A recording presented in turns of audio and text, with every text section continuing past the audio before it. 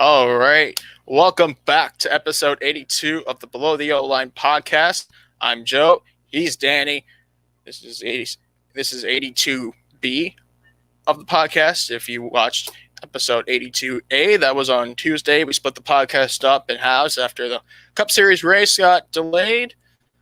Not once, not twice, but three times, Danny. Yeah, after 3 days of a rain delay, we finally got on the way, and Kyle Busch has finally snapped his winless streak of this year. Got his first win of this year, and unfortunately, he's out of the playoffs, so he can't make it to the championship four, but he still gets to celebrate, which means there is only one race left in the round of 8 to snatch your spot into this championship four at Phoenix. Yes, and that race is none other than Martinsville, that little track in Ridgeway, Virginia. Martinsville Speedway is basically what separates Kevin Harvick, Denny Hamlin, and Brad Keselowski from the rest of the field. Yep, exactly. And this is where, this is where Hamlin has won at as well. Yes, we'll get into that. But first, let's take a look back at the results of the race that was from last night, which started on Sunday. It essentially was a two-part race.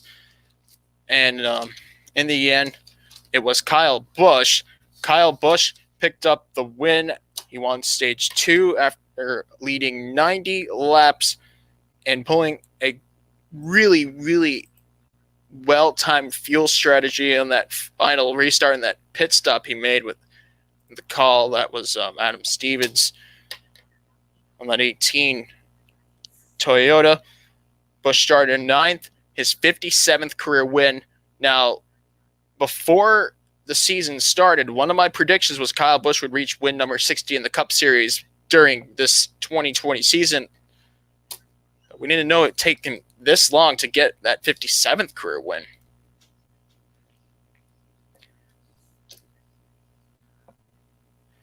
And second place was the highest playoff driver in the event, Martin Truex Jr. Now, Truex Jr. had a better car. If there was a caution or two before the end, number 19 would have finished position number 1. Truex Jr. led 53 laps and started 6th. He's going to have to work really hard on Sunday to make the Final Four. And if you look at the standings here, Martin Truex Jr. is minus 36. And why was that? When the race began on Sunday, or prior to the race, beginning on Sunday at Texas Motor Speedway, an illegal spoiler configuration was caught on the 19 car for Joe Gibbs Racing during pre-race inspection. And after tech, Truex was assessed a grid penalty. He had to start in the back. A point penalty, I think, was about... Which is really going to hurt him now. Because, with you failing inspection, that's really going to hurt you, especially if you're a driver in the playoffs, trying to get into the championship four. But there is a slight ray of hope here for Truex Jr. He has won here earlier this year at Martinsville. The question is, can he do it again at Martinsville next Sunday? We'll have to see. Moving down the results, Christopher Bell led 5 laps, started 15th in the Levine Family Racing number 95 Toyota. That is Christopher Bell's best finish in the NASCAR Cup Series. Of the third place, not the best finish in Levine Family Racing. Actually, that went to Matt DiBenedetto last year when he finished second at Bristol. But a very emotional race for the Levine Family Racing team, as as it's known that their operations, the 95 Levine Finley Racing operations, has announced their departure from NASCAR at the end of 2020 due to financial setbacks sustained during this pandemic. But very great performance by Christopher Bell, one that I'm looking forward to seeing when he hits that 20 car next year for Joe Gibbs Racing. Fourth place, Ryan Blaney led 20 laps, started 10th, finished 4th. Alex Bowman led 43 laps to finish 5th after starting 5th. Alex Bowman is not in a must-win situation entering Martinsville, being 25 points up or outside the cut line, but he needs to do a lot of work. And they're not too good on the short tracks this year. Typically, Justin would be the first to tell you Greg Ives and the 88 team, they sit back. But it's a love and hate if you're Justin, it's a love and hate relationship with the 88 team. They're going to have to put their A game. Yep. For this weekend. Sixth place, Brad Keselowski. Started 3rd, finished 6th. Kurt Busch, who is in a must-win situation, finished 7th. Yeah, it is pretty much a dire situation of do or die for Kurt Busch. Mm-hmm. Minus 81. There wasn't even a chance for Kurt to point his way in, even before the race started on Sunday. Matt DiBenedetto finished 8th, a very impressive performance for DiBenedetto. He'll be back in that 21 year. DiBenedetto led 2 laps and started 14th. Denny Hamlin finished 9th after starting 7th. And Joey Logano, who started 2nd, finished 10th. So Logano's already into the championship for Denny Hamlin. He missed out on some stage points after an incident when the restart happened on Wednesday night that took Matt Kenseth and Bubba Wallace out of the race. Hamlin, having to repair front nose damage, sacrificed many valuable stage points in the process. And 3 drivers outside the top 10 will highlight Kevin Harvick, who led 28 laps from the pole, crashed on Sunday on the outside wall. Not really crashed, but hit the wall enough to cause significant damage. And started the second race a lap down, and they never really recovered. Harvick finished 16th. He is not locked into the next round, but could possibly, I think he could point his way in Martinsville. We'll just have to see.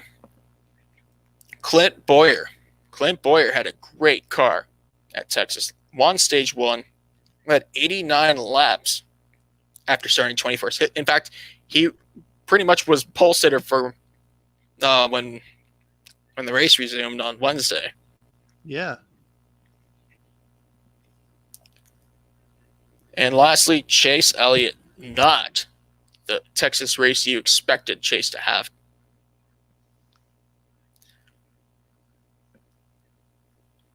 Chase Elliott, Alan Gustafson, Rick Hendrick Motorsports, they started 4th and just fell back many positions when a caution came out, and they had no chance to recover, especially since that final restart was about that was like a few laps ago, right? The final restart was on lap 217. Yeah. All the way till the end at 334, 118 green flag laps, the longest the race ever had.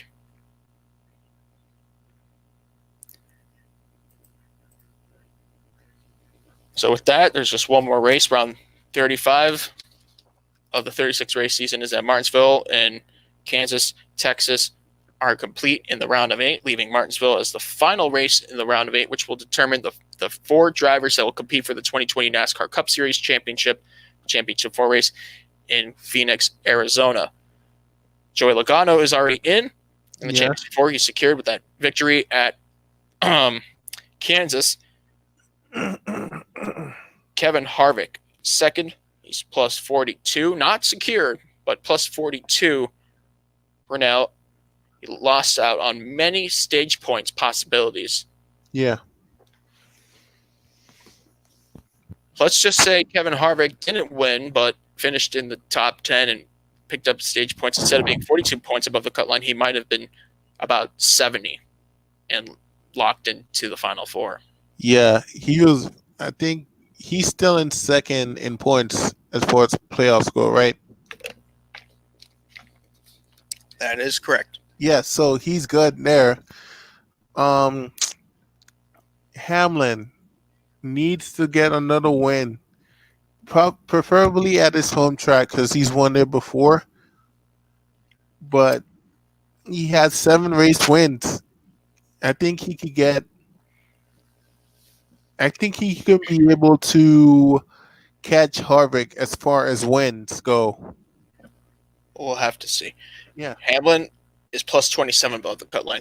Like Harvick, Hamlin missed out on many stage points in stage 1 after making contact with Kenseth in the first caution of the second race. And I say second race, I'm not talking in Formula 1 terms here, but like really, it was a second race.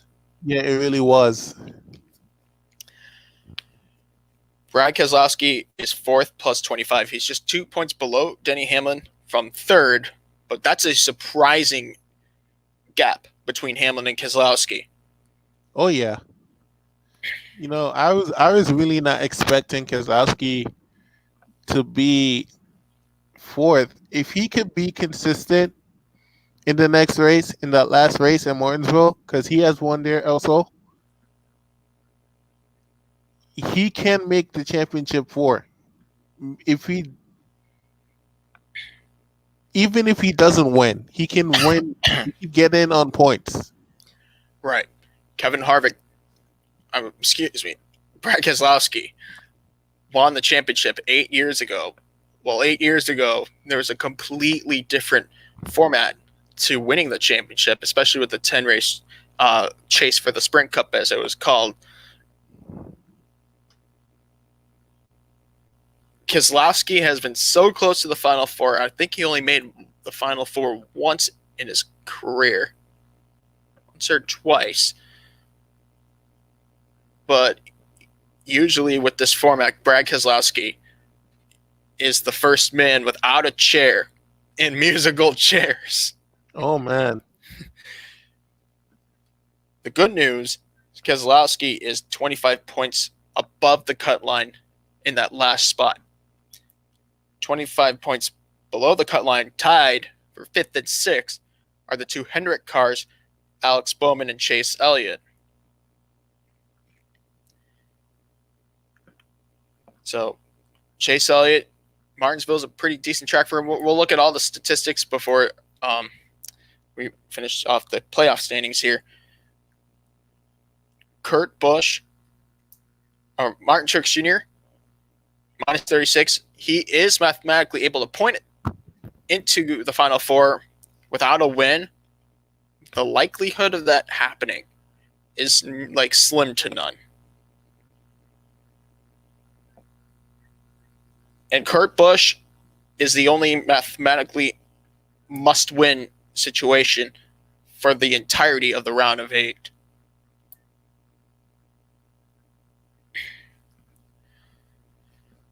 All right. So Martinsville statistics, well, as far as the Cup Series is concerned, this is the only facility in NASCAR Cup Series history where Martinsville, or where a track has not left the NASCAR season. Every NASCAR season has at least one race held at Martinsville every year. First race was back in 1949, the very first season, won by the very first champion, and Red Byron. for all the short tracks in the Southeast that have come and gone. Martinsville in Ridgeway, Virginia, somehow made it through 72 years. And that's a very long time.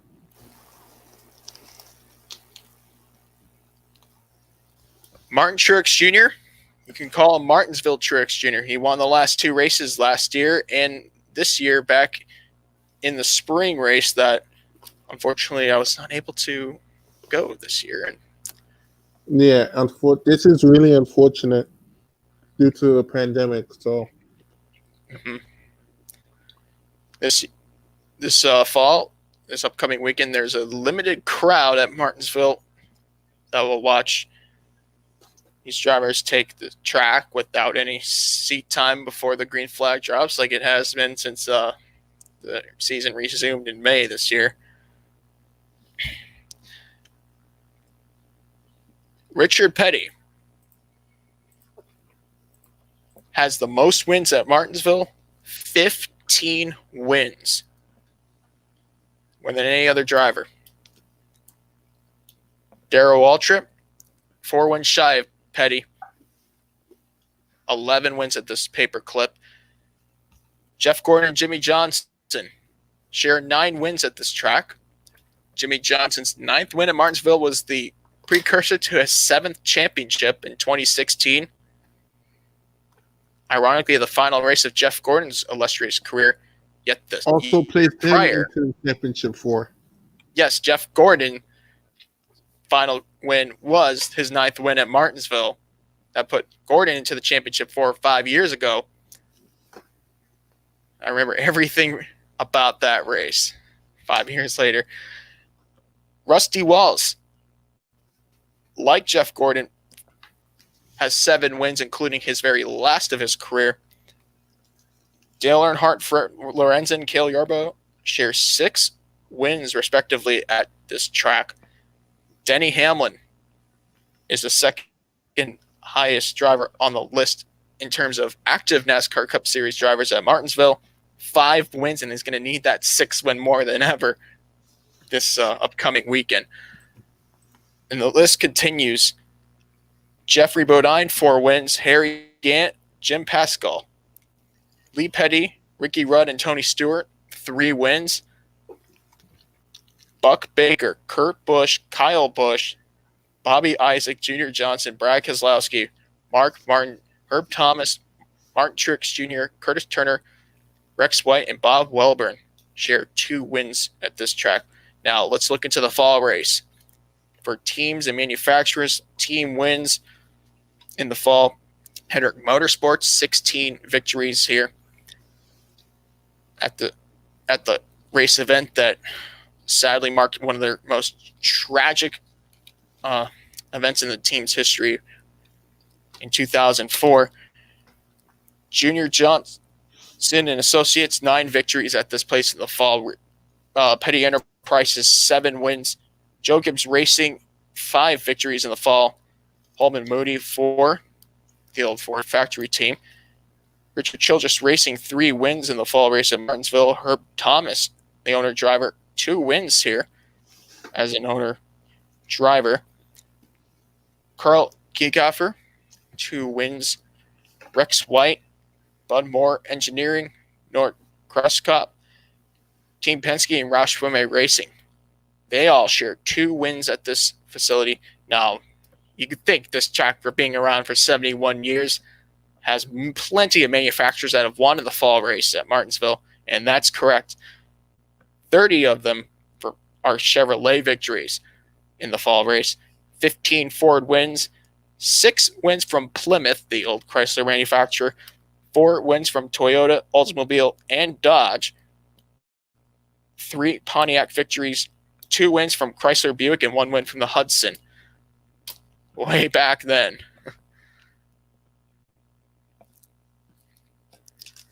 The Grandfather Clock is one of the more unique trophies in Martinsville Speedway history.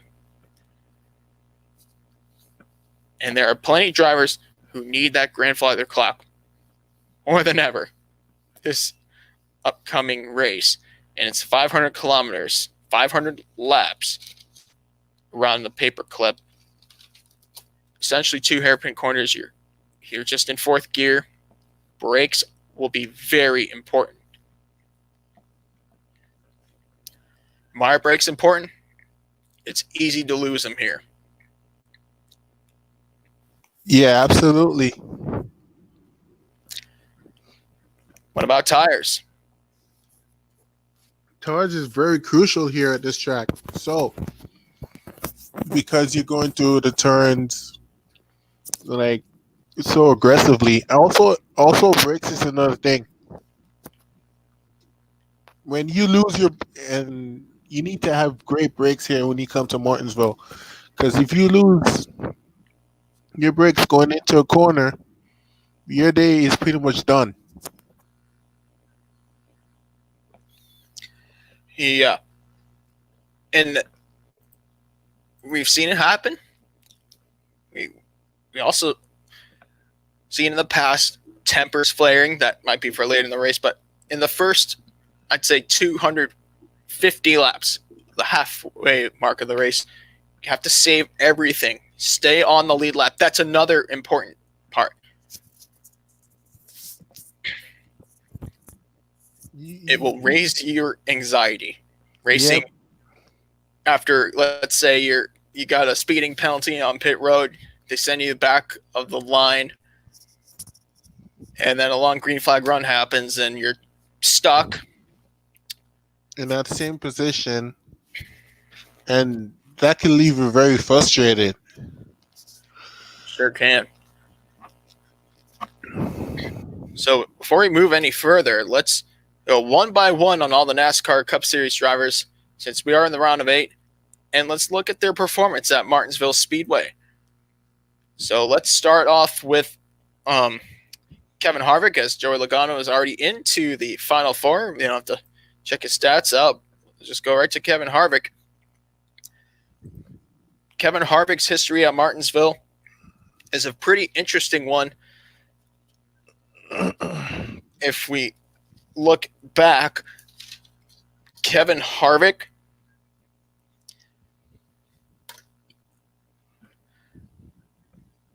only has 1 victory at this track in 38 starts. His first start was in 2001, which I don't have to do much explaining to explain why he was in that position in that first start, racing with Dale Earnhardt's team. And I must mention, Kevin Harvick only has 5 top 5s at Martinsville and 19 top 10s in 38 starts. So just take that into consideration here.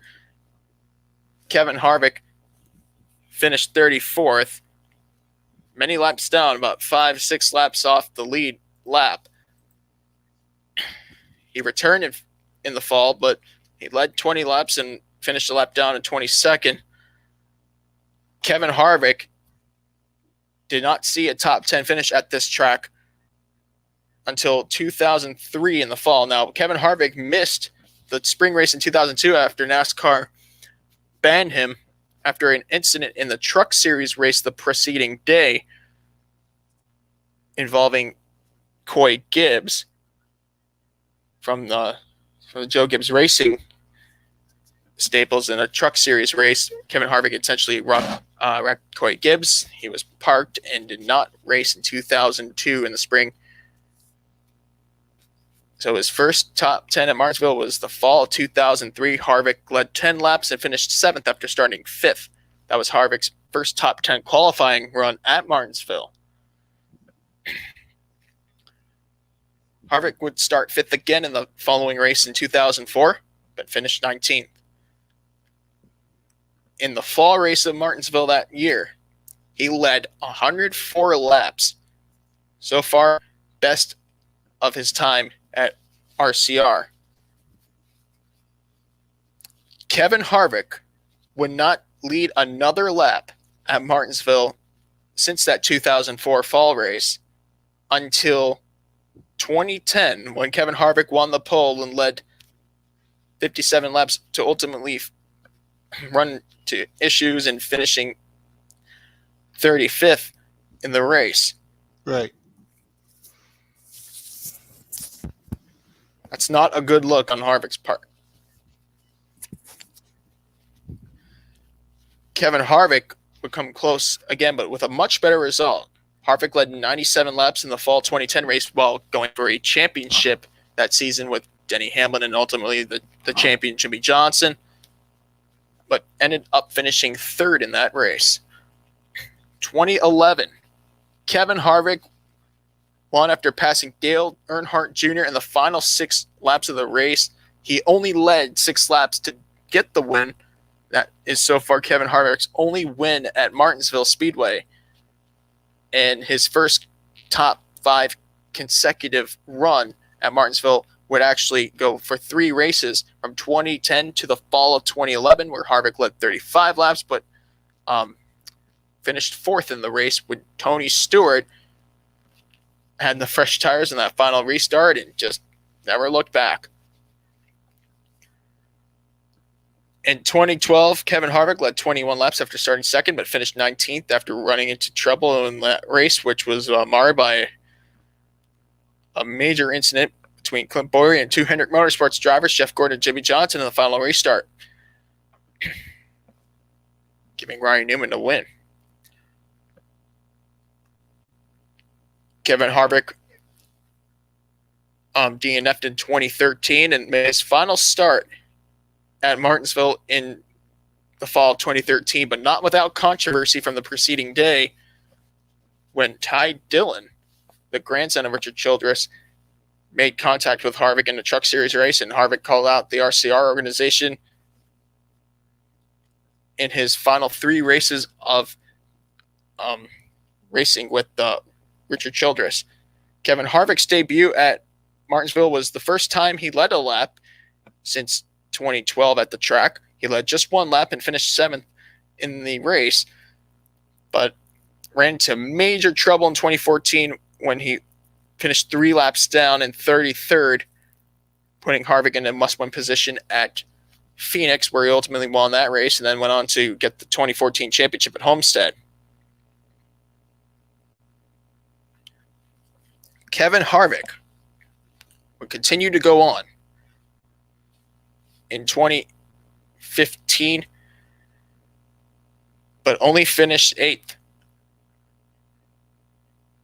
Harvick led 154 laps, more than any other time at this track that he's led more laps than that race in 2015, where he would go on to finish 8th again in the fall after leading 38 laps.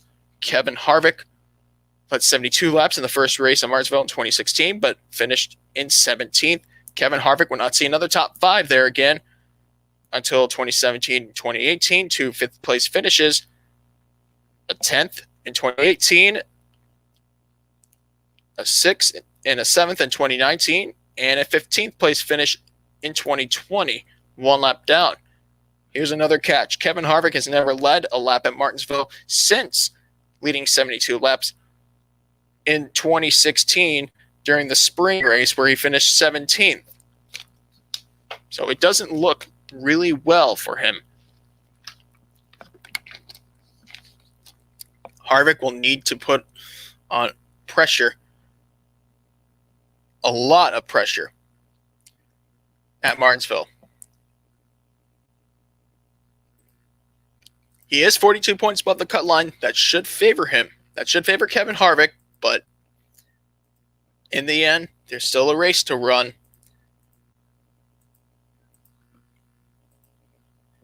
And 500 laps to complete.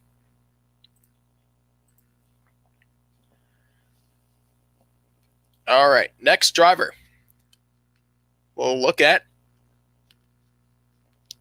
is Brad Keselowski. Or actually, we'll go to Brad second, or after Brad. We'll start with Hamlin, Denny Hamlin, who is from Chesterfield, Virginia, not so far away from Martinsville. It's Hamlin's second home track. His closest track is Richmond, Virginia. Denny Hamlin comes from a great background in short track racing, especially when it comes to a track like Martinsville Speedway. So Denny Hamlin, in 29 races at Martinsville, has won 5 times. He's the second winningest active driver in the Cup Series at this track. 15 top 5s, 21 top 10s, 4 poles, and led 1,566 laps. His average start and average finish are 8.9 for an average start and an average finish of 9.9. That is brilliant numbers here. Denny Hamlin's first try at a NASCAR Cup Series race at Martinsville was with Joe Gibbs Racing in a part-time effort in 2005. He started 5th and finished 8th, putting up a very impressive number. Unfortunately, in 2006, Hamlin would crash out on lap 307. In the fall race, Denny Hamlin led 28 laps after starting 3rd and finished 2nd. Denny Hamlin would then finish 3rd after leading 125 laps from the pole at Martinsville. So Hamlin's numbers look very well. It was only a matter of time until he get that first win, right? Well, in 2008, Hamlin picked up his first win at Martinsville in the spring after leading 82 laps. It was a very popular win for Hamlin at the time. As a Virginia driver, was able to win at Martinsville, Virginia. And 2009 and 2008 again, Hamlin led no laps but finished 5th. And then this heartbreaking second place finish, Denny Hamlin led more than half of the race in 2009 after being in front for 296 laps, but would finish 2nd in that race to Jimmy Johnson, who had a better strategy and a better car. And I'm sure that was a tough loss, but then this is where Hamlin starts getting very impressive here. 2010, he swept both races while contending for a championship. Hamlin led 206 laps after starting 17th in the fall race of 2009 to pick up a win.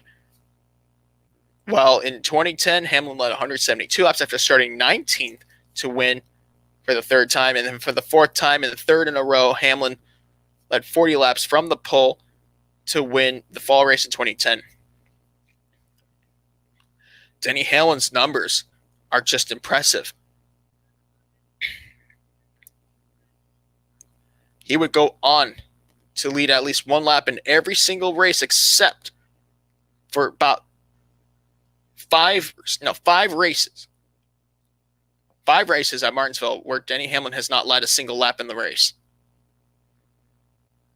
The rarity of Hamlin not being in front at this track is very major. Denny Hamlin led 40 laps in the spring of 2011. After starting 5th, he finished 12th. He led 89 laps. In 2012, Hamlin led 58 laps. The fall race of 2011, he finished 5th. The 2012 race, he led 31 laps and finished 6th. And then the fall race, after starting in 5th, Hamlin led 12 laps, but didn't manage a good car that day. He ran into trouble and finished 33rd. 2013, Denny Hamlin missed the first race at Martinsville after suffering an injury at a crash in Auto Club Speedway at Fontana, California earlier that season. Thus, his only start in Martinsville in the fall was a pole and a 7th place finish in that fall race after leading 14 laps. Denny Hamlin would not lead a lap in the first 2014 races, but he started 2nd and finished 19th, ran into some problems during that event. And race, Hamlin led 68 laps after starting 5th and finished 8th. Hamlin's performance at Martinsville in 2014 was enough to put him in a position to be part of the first ever Final Four in the NASCAR playoff system, a title where Hamlin would fall short to Kevin Harvick in. 2015, Denny Hamlin led 91 laps after starting 15th to pick up a win, his 5th and so far most recent win at this track. But let's take a look at what happened at the next Martinsville race. He finished 3rd, but only led 30 laps. It wasn't really a factor until the obvious happened, which was the Joey Logano situation, and then the Keselowski-Hamlin, or not Keselowski-Hamlin, the Keselowski-Logano-Kenseth incident, the first one that brought the caution out, and then the Kenseth taking out Logano in the second one. That was the race where Jeff Gordon picked up his final win. 2016, Denny Hamlin crashed out on lap 221 and finished 39th. He would finish 3rd in the final race of 2016 at the track, where he led 48 laps to pick up a win. In 2017, Hamlin led 24 laps and finished 30th, numerous laps down. But in the fall of that year, Hamlin almost won. He was in a position to win, led 7 laps, but made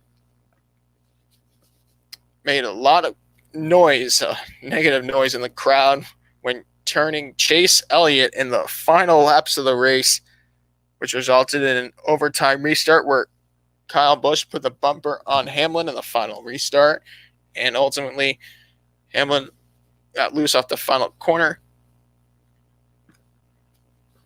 and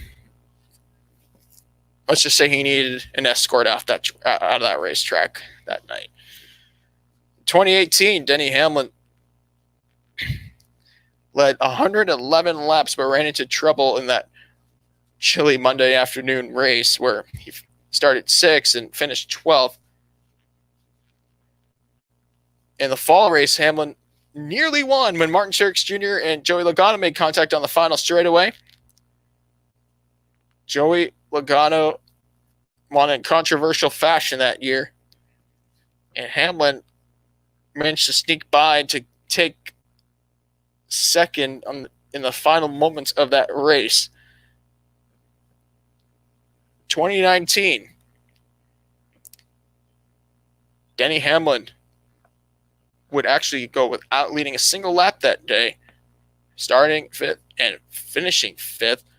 But in the fall, Hamlin led 30 laps after winning the pole, but finished 4th and was involved in another scuffle that race. And fans were more favorable of him when he mocked Joey Logano's phrase, "It's just short track racing."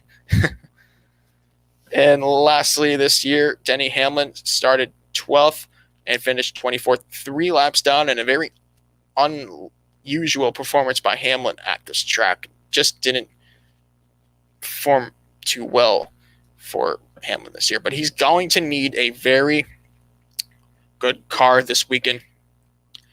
Hamlin's crew chief, Chris Gabehart, usually puts a good car together in 2020. So just have some high hopes. If you're a Hamlin fan, this could be your race. And how hungry is Denny Hamlin for a change? Just look at his stats. He has done virtually everything there is in the NASCAR Cup Series. When it comes to accomplishments, he's accomplished almost everything. 3 Daytona 500s. The last 2 years. Hamlin's owned plate racing. Hamlin has owned the short tracks, but he does not have a NASCAR Cup Series championship trophy. And this year, it's the inaugural Bill France Cup. So we're on to the next driver, and that is Brad Keselowski.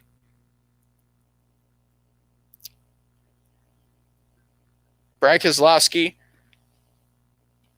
at Martinsville has a very decent record. 2 wins is not that bad here, but he is in the cutoff position here, 25 points below the cut or above the cut line. So he's the final driver. Now, if this scenario happens where a driver beneath Keselowski in the cut line wins and nothing changes with the seating structure above Keselowski, and he's in deep trouble. So, Brad Keselowski at Martinsville, 21 starts, 2 wins, 10 top 5s, 15 top 10s, no poles, 888 laps led. Triple eight.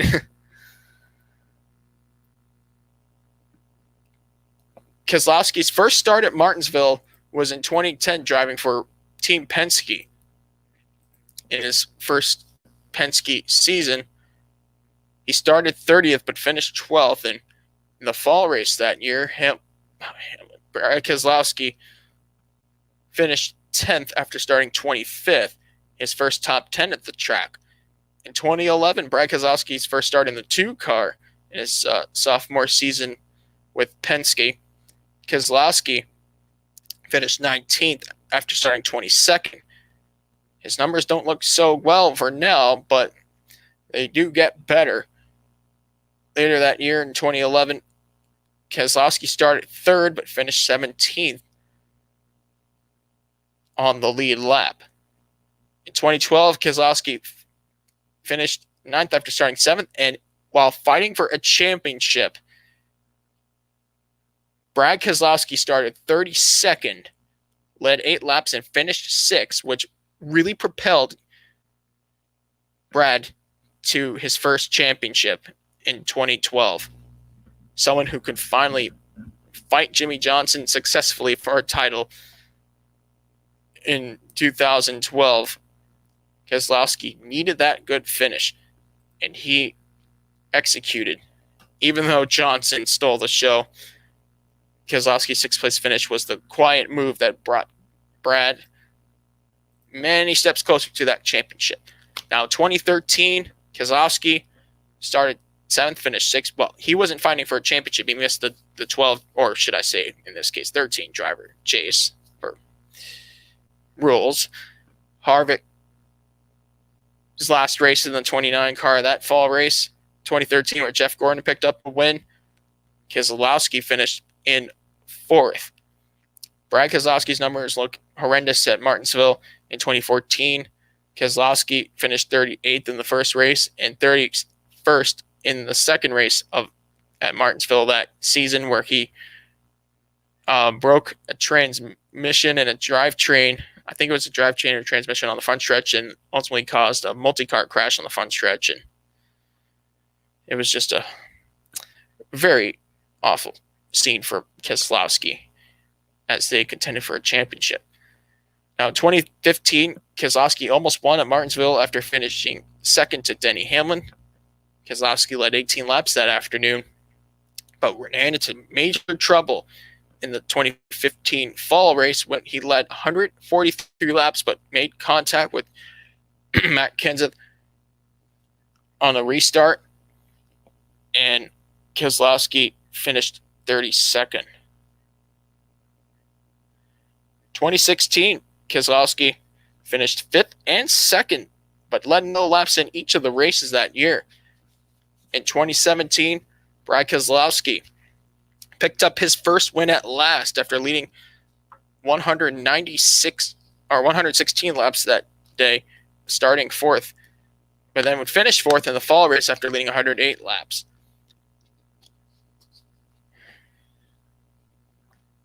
In 2018, Brad Keselowski led 1 lap and finished 10th. In the fall, he finished 5th, led 41 laps, while teammate Joey Logano picked up the win that day. In 2019, Brad Keselowski led a blistering 446 laps of 500 laps to win after starting third. Just immense numbers here. Keselowski led almost the entirety of that day. But in the fall of 2019, he did finish third, led no laps, started 15th. It was a different story for Brad. This year, he led 5 laps and finished third. So there are the numbers for Brad Keselowski.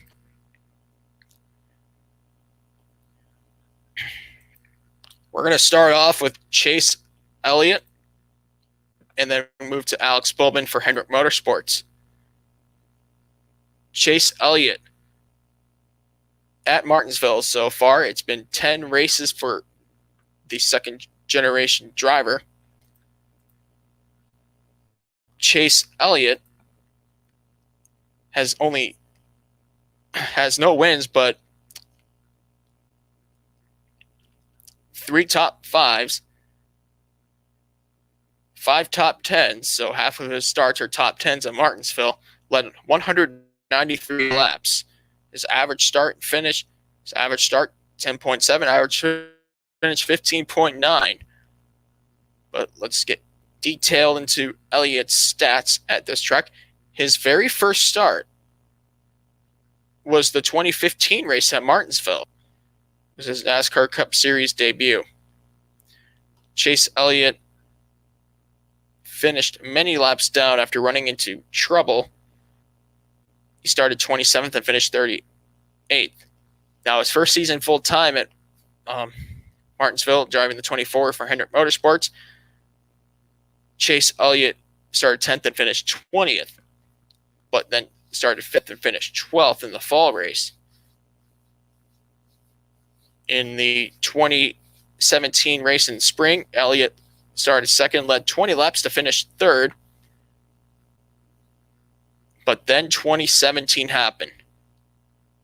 Chase Elliott started third. He led 123 laps. And after contact with Denny Hamlin on the second to last restart, Chase Elliott had to settle for 27th in a night where many fans believed that Chase Elliott would finally pick up a win in the NASCAR Cup Series. But boy, were there a lot of angry Elliott fans that night. And I do remember how heartbroken it must be to watch a driver who would finish second, 8 times. 8 times before picking up a win in the Cup level. But that was certainly one of many near misses for Elliott pre-Watkins Glen of 2018 when he finally broke through and won. As for 2018, Chase Elliott finished in the top 10 twice, but didn't lead any laps. He finished 9th in the first race and 7th in the second one.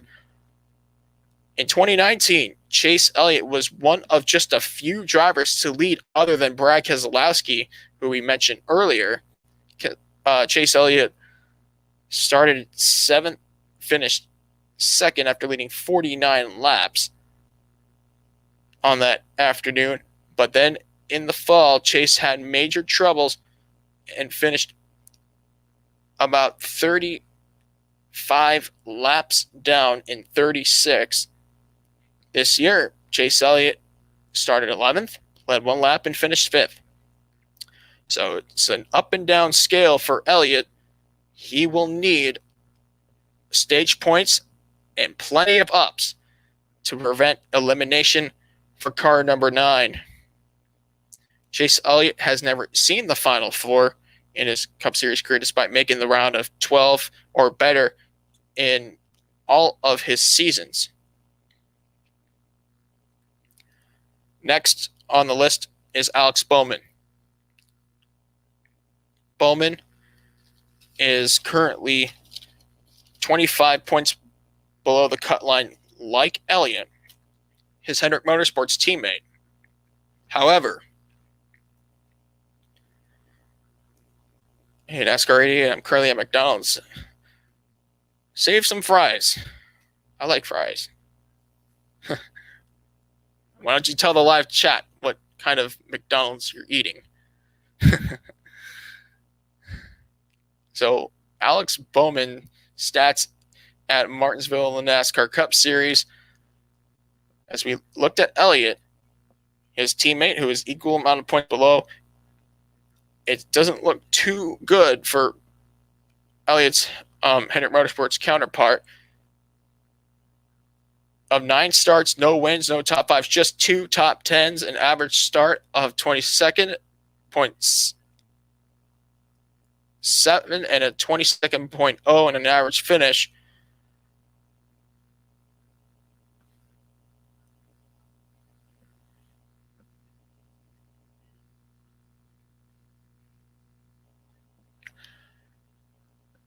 In 2014, Alex Bowman's first start was a very well-performed 19th place qualifying run, driving for BK Racing, one of the more weaker teams at the time.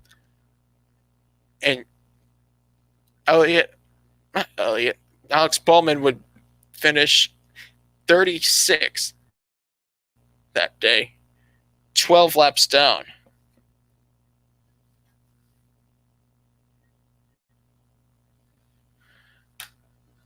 In the fall race that year, Alex Bowman picked up a top 30 for that team. It was a very impressive finish after starting 32nd in that afternoon. 2015, he moved to Tommy Baldwin's program and started 39th, finished 37th in the first race. And in the second race, he finished in a decent 22nd place finish after starting 41st and making the race in Alex Bowman's sophomore season. Bowman would go without a ride for the next 2 years in Cup and came back as a full-time driver where he's been ever since at Hendrick Motorsports. Alex Bowman finally made a decent performance, finishing on the lead lap in his first start at Hendrick Motorsports, finishing 7th after starting 16th that day, but he finished 17th in the fall that same year. Alex Bowman picked up a 14th place finish last spring, but finished 6 laps down, 30th in the fall race from last year. This year, Alex Bowman had his best finish at Martinsville in his second top 10 at the track. After starting 8th, he finished 6th on the lead lap. So Alex Bowman is in a different situation than Chase Elliott as far as performance is concerned, but he'll need to do a very decent job, get as much stage points as possible. If the best case for Bowman, really just win the race.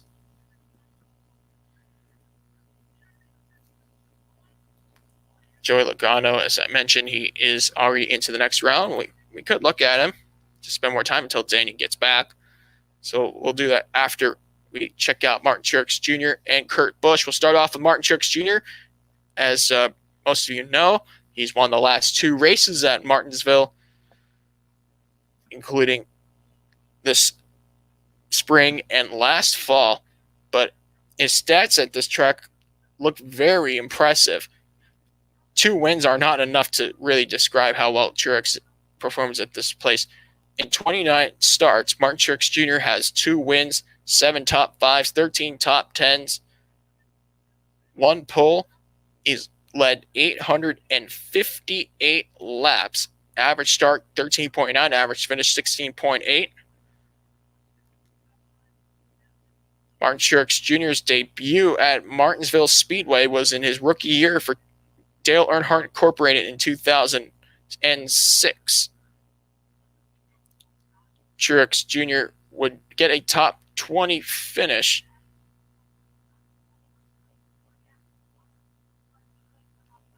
Martin Truex Jr.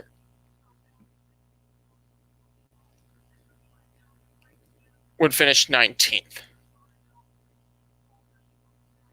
In the fall, he finished 36th. The numbers, they looked pretty bad for a while.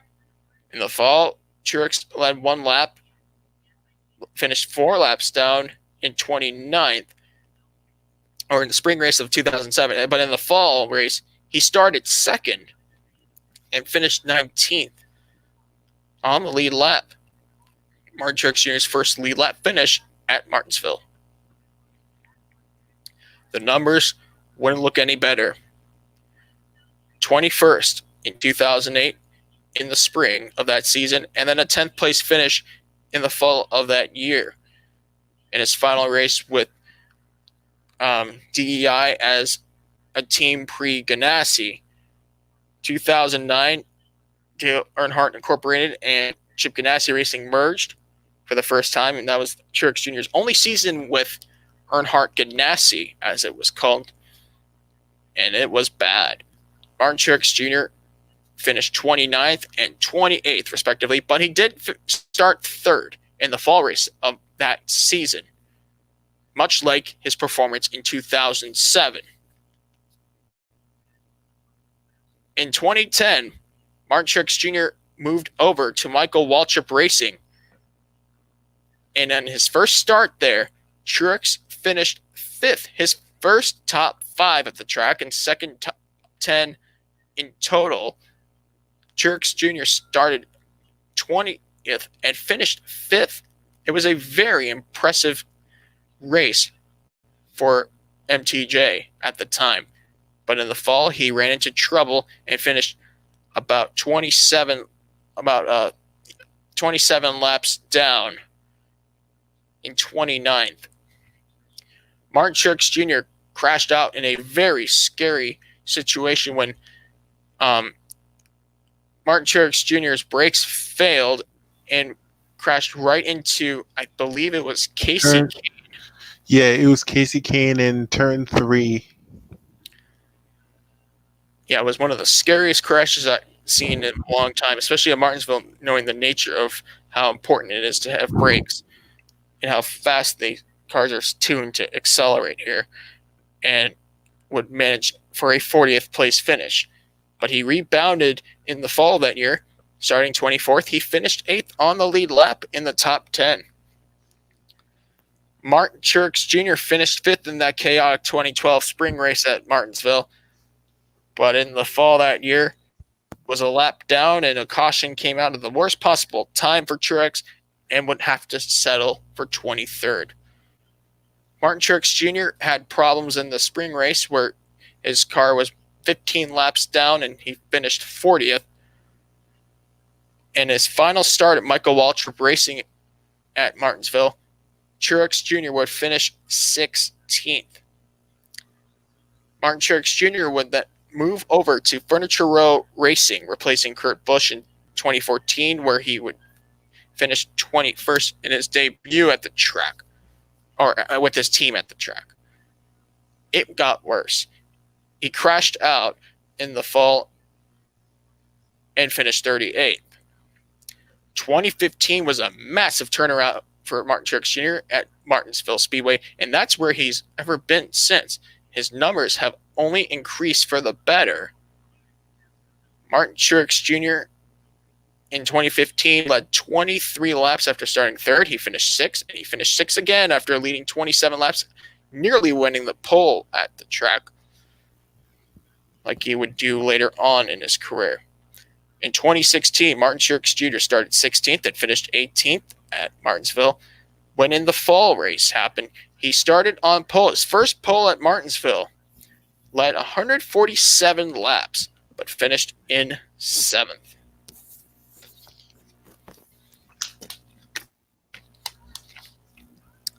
(2017) would be the closest Truex Jr. would go to winning for a while. And then these last 3 races, it was just a case of not finishing in the top 5, but barely losing the race. 2017, he did finish 16th after leading 42 laps and starting third, but then in the fall race, when Denny Hamlin and Kyle Busch made contact on the final restart, Martin Truex Jr. found an open space in the bottom, threw his car in turn 3, was side by side with Kyle Busch, but Kyle Busch had the run off turn 4 and won Yeah. just a half a meter over Martin Truex Jr. In 2018, Martin Truex Jr. won the pole, only led 4 laps and finished 4th in the spring race. And then the fall race happened in his final race at the track for Furniture Row Racing before they closed operations in NASCAR. Truex started 33rd.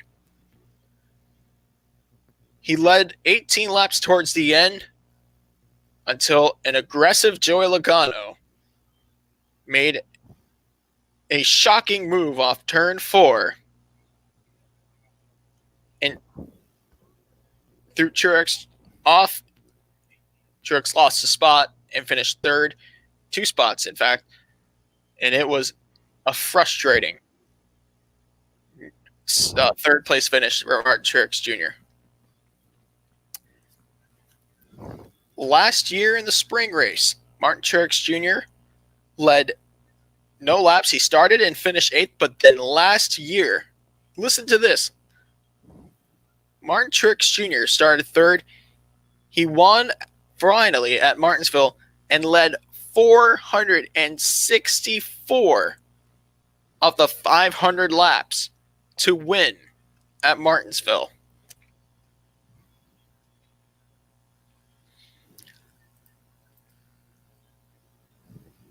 This year, he did it again. It's only 2020. Martin Truex Jr. led 132 laps after starting 5th and picked up his most recent win of his NASCAR Cup Series career, which was this early June. Danny, he's going to be a very aggressive driver. Oh, absolutely. And I think he's one to look out for coming into this last race at a round of 8. Oh, absolutely. We have one more driver, and I think we should also take the time to look at the other driver who could. I mean, I know he's in the Final Four, but we can look at him lastly. Kurt Busch is the most experienced driver at Martinsville. 40 starts. But of those 40 starts, he has a up and down history at this place. 2 wins, 3 top 5s, 8 top 10s, 1 pole, 464 laps led. Now, remember the last driver we covered was Martin Truex Jr.? How many laps did Truex win? Or Truex lead to win that race last year? I think he led like 18 laps or something like that. 464 laps. Whoa. In that single race at Martinsville, where Truex Jr. picked up his first win at Martinsville. And 40 starts for Kurt Busch. He's only led 464 times around that little racetrack. That's insane. Yeah, and this is the 20-year anniversary of Kurt Busch's debut in the NASCAR Cup Series, as his first start at Martinsville in the Cup Series was in 2000 as a part-time driver, where he started 40th and finished 37th, making the race. In 2001, Kurt Busch, as a full-time rookie, going for Rookie of the Year in the Cup Series, falling short to Kevin Harvick. Kurt Busch started 41st and finished 33rd.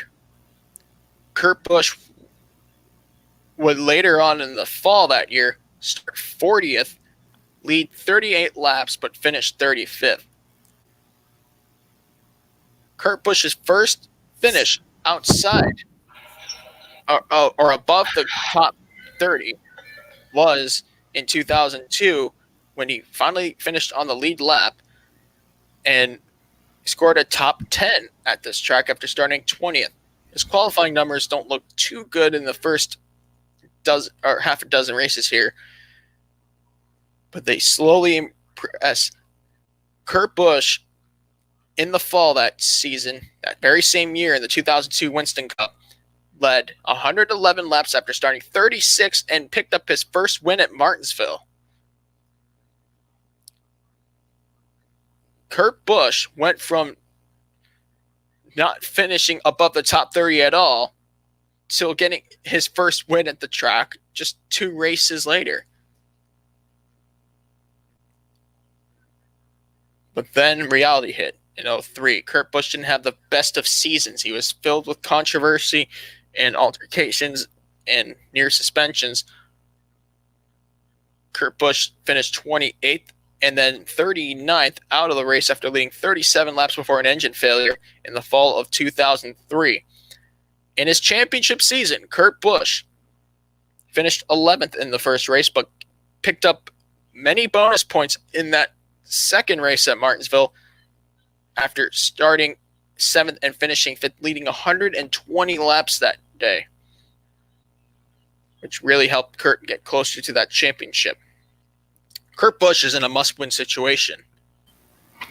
Indeed. And he has how many wins at this track, Joseph? Just 2. Yes, I think he can get a third. Well, but it's going to be a long shot win. Yeah. Let's continue on with the results here. So 2005 was a near, as Emperor Lemon on YouTube says, a downward spiral. Kurt Busch started 9th and led 33 laps, but finished 19th, 2 laps down, running into trouble. In the fall race, which was his third to last race at Jack Roush before getting fired, Kurt Busch finished 6th.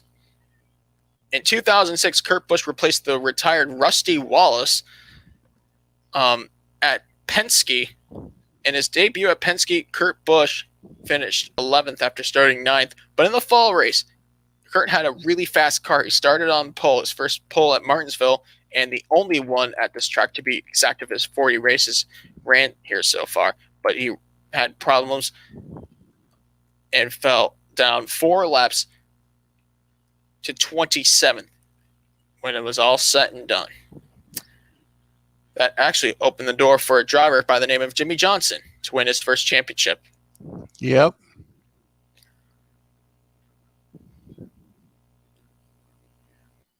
What if I told you Kurt Busch never finished in the top 10 at all driving for Team Penske? Yes, and if he would have stayed at Team Penske, I'm not too sure what would happen. I mean, he would have found luck, but that's just crazy to believe that Kurt Busch has all these numbers at Bristol. I think he has about 8 wins there. His brother Kyle just passed him on the wins count at Bristol in the Cup Series. But at Martinsville,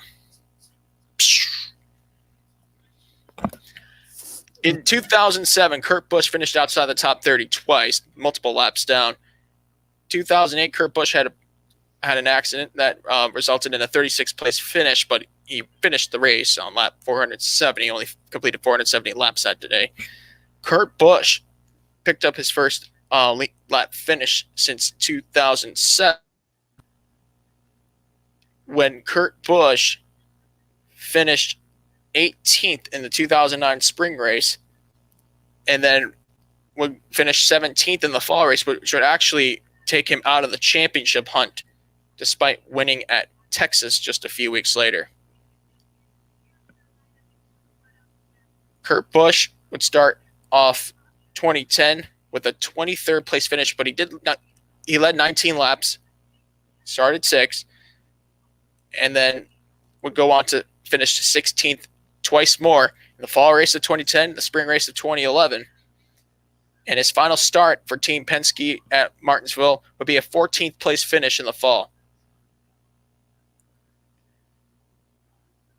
In an altercation at Homestead Miami Speedway with a reporter, in Kurt Busch's firing, and would spend one race in the spring of 2012 at James Finch's team called Phoenix Racing, where he finished 33rd after starting 40th, about 23 laps down. In the fall race that year, Kurt Busch made his debut with Furniture Row Racing, Marty Vischer's team that will ultimately win a championship. Kurt Busch's performance was good enough to actually help grow the team.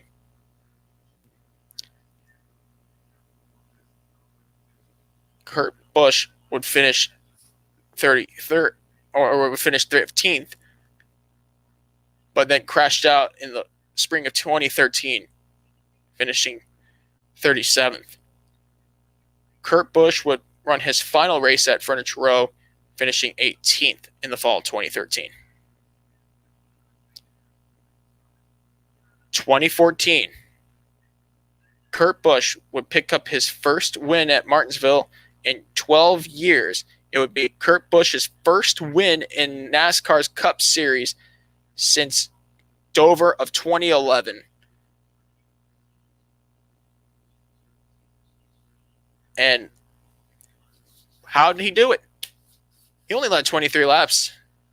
Started 22nd. But then managed to bring his Stewart-Haas Racing Chevy to win, and his first start at the track with Stewart-Haas Racing. Unfortunately, that same success could not be duplicated in the fall of that year, where Kurt Busch would finish 36th. However, Kurt Busch led 21 laps in both fall of 2014 and 2015, where Kurt Busch led 21 laps in the 2015 spring race, but finished 14th many laps down. Actually, he was on the lead lap. I take that back. But in the fall race, he led 22 laps, but then had a crash and finished 34th. Unfortunately, if you're a Kurt Busch fan, these statistics here are not going to favor you. That 2015 Martinsville race in the fall 5 years ago was the last time Kurt Busch led a lap at the paperclip. It was also the start of a non-top 10 streak that Kurt Busch is all too familiar with at this racetrack. In 2016, Kurt Busch started 23rd, finished 13th. He finished 3 laps down in the fall race, finishing 22nd. 2017, Kurt Busch crashed down on lap 295, finishing 37th. And then in the fall race, finished in 22nd, crashing out in that race as well. 2018 in Martinsville, Kurt Busch finished 11th after starting 11th. And that would be the end of his top 10 drought, when his final start at Stewart-Haas Racing at Martinsville was a 6th place finish. He started 6th, he finished 6th, completed all 500 laps. Last year, Kurt Busch made his first start at Martinsville for Chip Ganassi Racing, where he finished 12th after starting 19th on the lead lap. He continued those lead lap finishes by finishing in the top 10 last year, a 6th place finish, and a 9th place finish this year.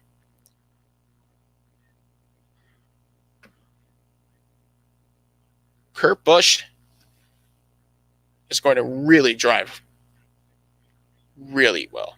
I think he will perform, I don't say subpar. He doesn't need any stage points to worry about. If I look at Kurt's qualifying history here, even though there's no qualifying or practice or any kind of session before the race begins, Kurt Busch has poor qualifying numbers. So in the old style of NASCAR racing, when there were no stage points and all you needed was a good finish and you had to strategize the entirety of the race rather than get some extra points, you could lay back, let the race play out, let the chaos clear through, and Kurt can stay there at the end with a clean race car and win. That's the best situation for Kurt Busch. In fact, Kurt Busch has the least amount of pressure than anybody else in the first 400 laps of the race. Before Janie gets back, we're going to look at Joey Logano's statistics. Yes, I know he's in the Final Four, but why not take a look at Joey Logano and see where he stands had he be in this position to race for a Final Four spot? Yes. Joey Logano has seen the ups and downs at Martinsville, hasn't he? Yes, he has. And he has won here once before. Yeah, he has won here once before in 2018 to get into the championship for at Homestead, which is still to this day which still has a lot of fans kind of upset in a way, but then again, it is what it is. So, I back to believe what you were saying, Joseph. I believe Joey Logano has more than enough reasons to make everybody else work a little harder to win at Martinsville, because Joey Logano is just he seems to have a niche for this kind of track, the heavy braking corners. I'm just looking at the stats here; they look brilliant. We'll start off with 2009 in his rookie year, where Logano won Rookie of the Year honors. His first start was with Joe Gibbs Racing, when he finished 32nd after starting 34th, 4 laps down. He, however, would pick up a top 20 there, started 7th and finished 12th in the fall race at Martinsville that same year. In the spring, Joey Logano stayed out of trouble and managed to finish 2nd to his teammate Denny Hamlin that day. Joey Logano started 17th, but he finished 2nd, his first top 5 at Martinsville. He would pick up a 6th place finish later that year after starting 22nd. Yeah. In 2011, Joey Logano had a great car in the spring, but had a problem and was trapped a lap down and finished 13th after starting 4th. In the fall race, Joey Logano stayed on the lead lap, started 22nd, finished 18th. 2012, Joey Logano would start 10th and finish 23rd. And his final race at the track for Joe Gibbs Racing in the fall race at Martinsville in 2012, Joey Logano started 14th and finished 16th. 2013, it was Logano's first season at Penske, where he's been ever since. Logano started 4th, finished 23rd, 1 lap down. In the fall race of 2013, Joey Logano started 6th and finished 14th. This is where things turn around for Logano.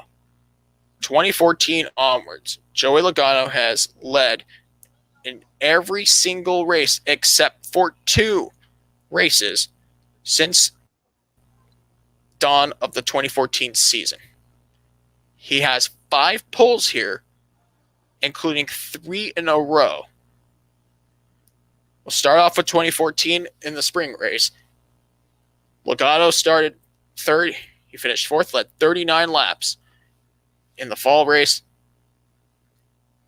Logano led 60 laps, finishing 5th after qualifying 2nd. 2015 will begin the first of 3 consecutive poles at Martinsville, where Joey Logano led 108 laps and finished 3rd in 2015 during the spring race. And I think I think we don't need an explanation for what happened in the fall race of 2015. Yeah. Before the Kenseth incident, Joey Logano led 207 laps from the pole and finished many laps down, over 42 laps down, and finished 37th. 2016, Joey Logano picked up his third and final of his consecutive 3 poles at Martinsville, when Logano started on pole, led 21 laps, but did finish 11th. Certainly not the number that proves how well he drives here. 2016 in the fall race, while competing for a championship, Joey Logano would only lead 21 laps again, but he started 2nd and finished 9th in the top 10. 2017, Joey Logano led only 1 lap, but finished in the top 5. He stayed in the top 5 the entire race, while Brad Keselowski picked up the win that afternoon. He started 5th and finished 4th. 2017, Joey Logano picked up his 4th of 5 poles at Martinsville, led 59 laps, but had a spin when a tire blew out in the waning laps of the race and had to settle for 24th.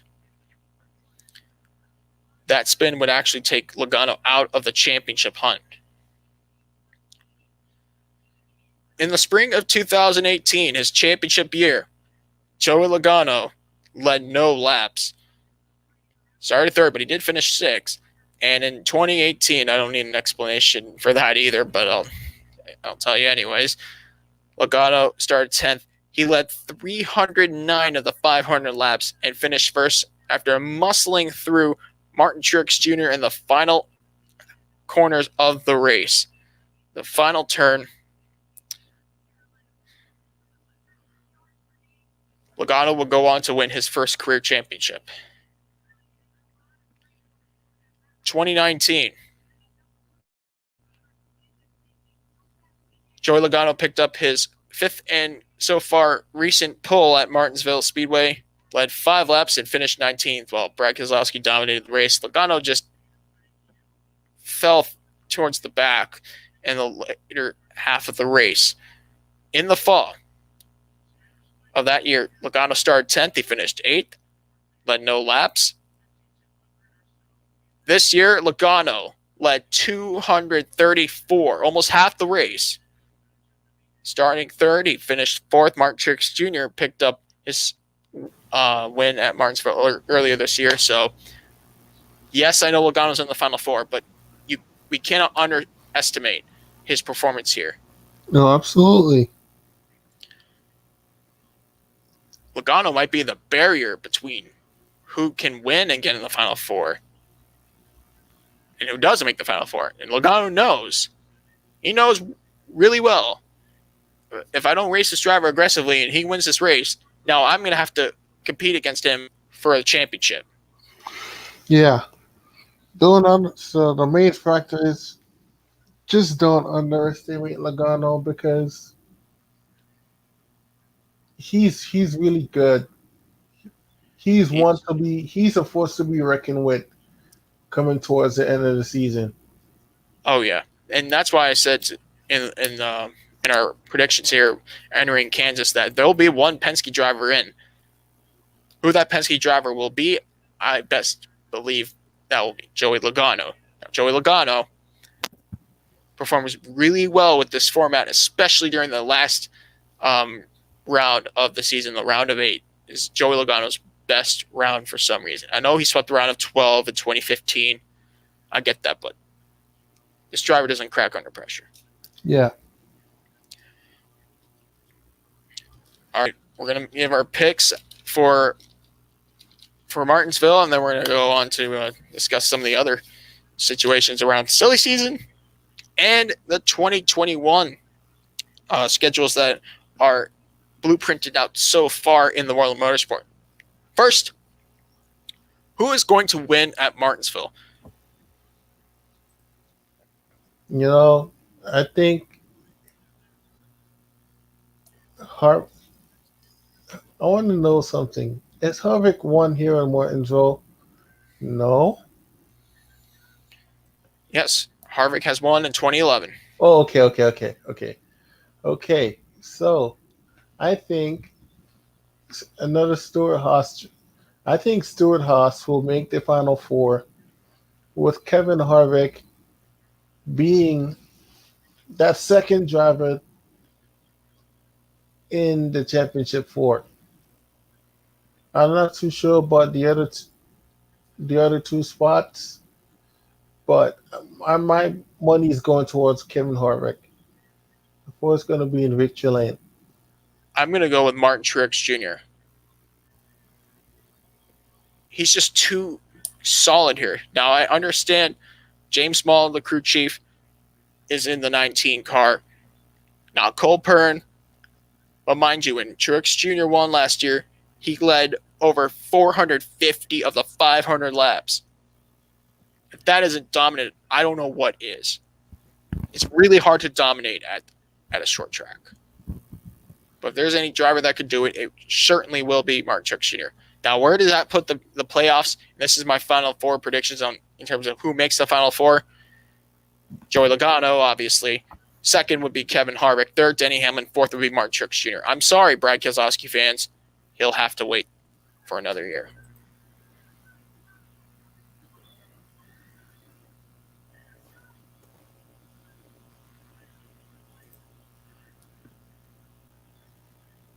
Danny, stage is yours. About Martinsville winner and Final Four members prediction. oh, I told you that Kevin Harvick was gonna win and make it to the Final Four. No. So that you already have Logano in the Final Four, alongside with my pick, Harvick. Also, these last two spots, Denny Hamlin. He had somewhat. He's another driver that you can't keep your eye off. He has 7 wins this season, and he's been doing so good. And with that, he's going to be the third position in the championship four. I'm sorry, Keselowski fans. Yes, I'm going to have you sit out another year. So I'm going to put Martin Truex Jr. in the championship four. Now, in your situation, when you pick Kevin Harvick to win, Martin Truex Jr., mind you, he is 36 points below the cut line. He's not mathematically in a must-win situation, but that's a very tall order for Martin Truex Jr. to get in this next round or in the Final Four without winning at all. Yeah. Next week, we will continue our NASCAR conversation. To watch more NASCAR content on World Racing Media, stay tuned for Sunday morning and watch NASCAR by the Numbers. NASCAR by the Numbers is hosted by Armani and Will every Sunday morning. It's a pre-race show for the NASCAR Cup Series, and they are doing a special playoff edition at Martinsville Speedway. We gave our predictions, and you can hear Armani and Will make theirs. It will be a very chaotic race, Danny. All right, where do we start? Now that silly season is on the horizon, let's begin with what we do know in the NASCAR Cup Series starting for next year, and that is the story of the week. Kyle Larson is confirmed to drive for Hendrick Motorsports in the 2021 NASCAR Cup Series season. He'll drive a number 5 Chevrolet. Sponsor is to be determined. Cliff Daniels is already confirmed to be crew chief. The rain-numbered 48 car will be Alex Bowman with Greg Ives. So, essentially, Kyle Larson replaces Jimmy Johnson, but Alex Bowman has the 48 car.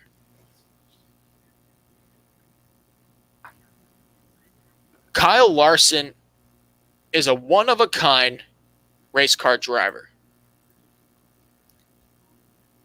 Well, absolutely. You know, though, as far as his skills go, he's one to be reckoned with now. Mind you, he has 4 wins in his Cup Series career. 6. Oh, 6. Okay, I'm sorry. 6. So, he has 6 wins in his Cup Series career. You know,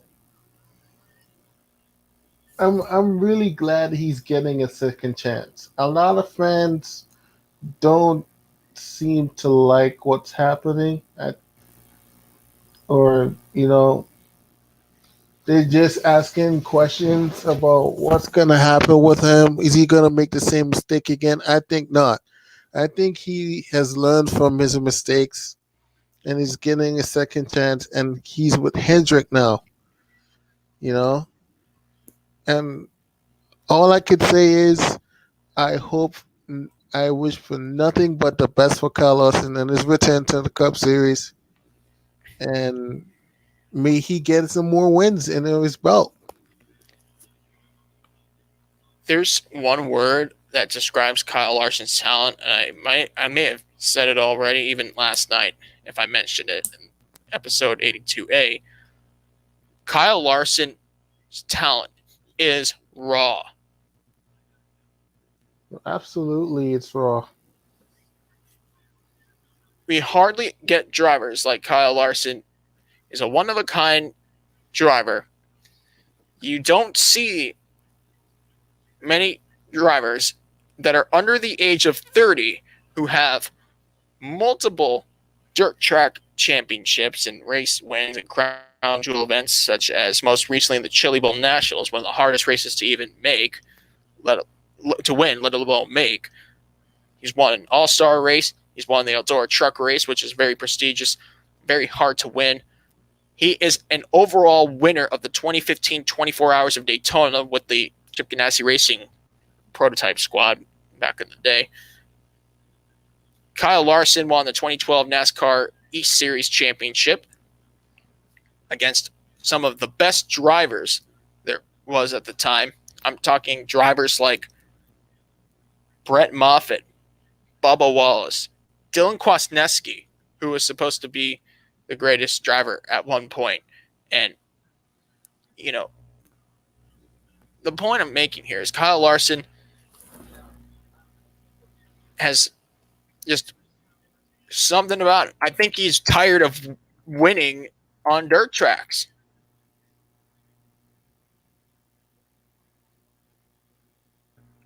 Before Kyle Larson's suspension in 2020 of this spring, I have said many times, Kyle Larson doesn't have to race NASCAR. He also doesn't have to race dirt. Larson's done about everything there is to win in dirt track racing. He's ran out of accomplishments, quite literally. The only step Kyle Larson needs to take now is win a NASCAR championship.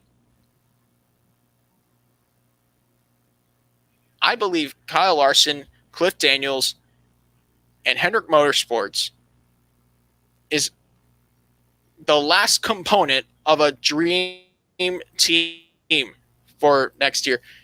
I almost feel like the same way that Mark Martin announced his return to full-time racing in 2009 for Hendrick Motorsports. Yeah. And that was almost a championship. Oh, absolutely, man.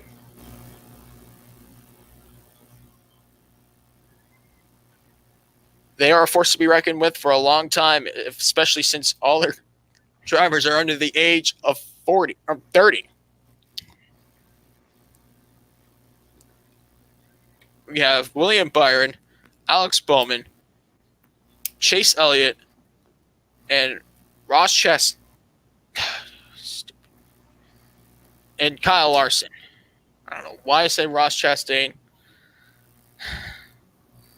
Ross Chastain is actually driving for Chip Ganassi Racing. Right. Now, the other news that we have, and it's somewhat confirmed, somewhat not confirmed, is Go Fast Racing. They are toned down to a part-time team with Ryan Ellis. I don't think that's confirmed yet, because what we do know is that BJ McLeod Motorsports with Joe Falk and Matt Tiff, the Circle Sport and Matt Tift supported entry from BJ McLeod Motorsports,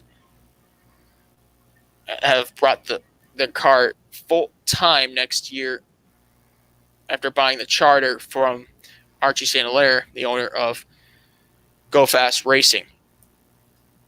Daniel Suarez has joined the Trackhouse Racing team, which is a debut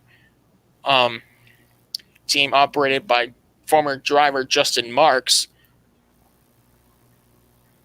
And Spire Motorsports member Ty Norris, who used to work with Michael Waltrip Racing. Daniel Suarez will drive for them. They'll have a Chevrolet number 99.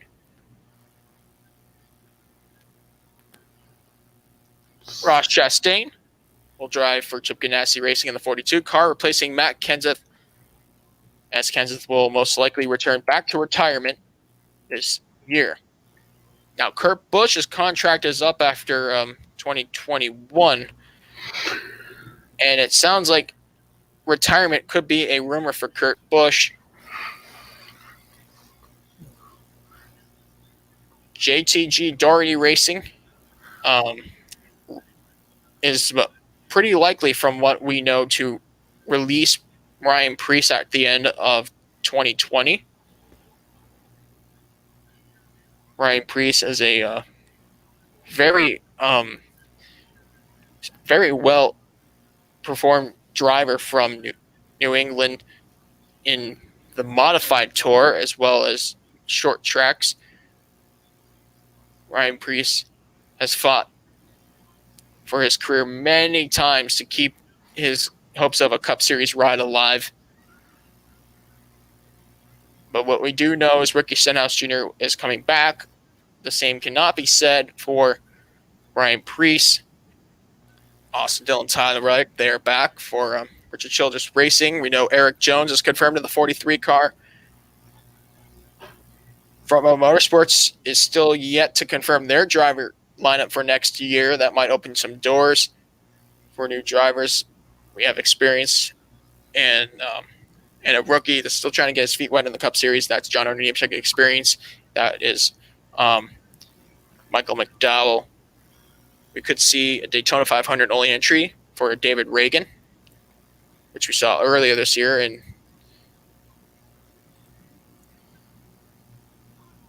Ryan Newman, Chris Busch are confirmed for next year. In fact, that was confirmed by Newman just a half hour ago in an interview. So Ryan Newman is back. Chris Buescher is coming back, and I don't think Buescher had the best season that people expected at Roush. No. A lot of people weren't expecting it.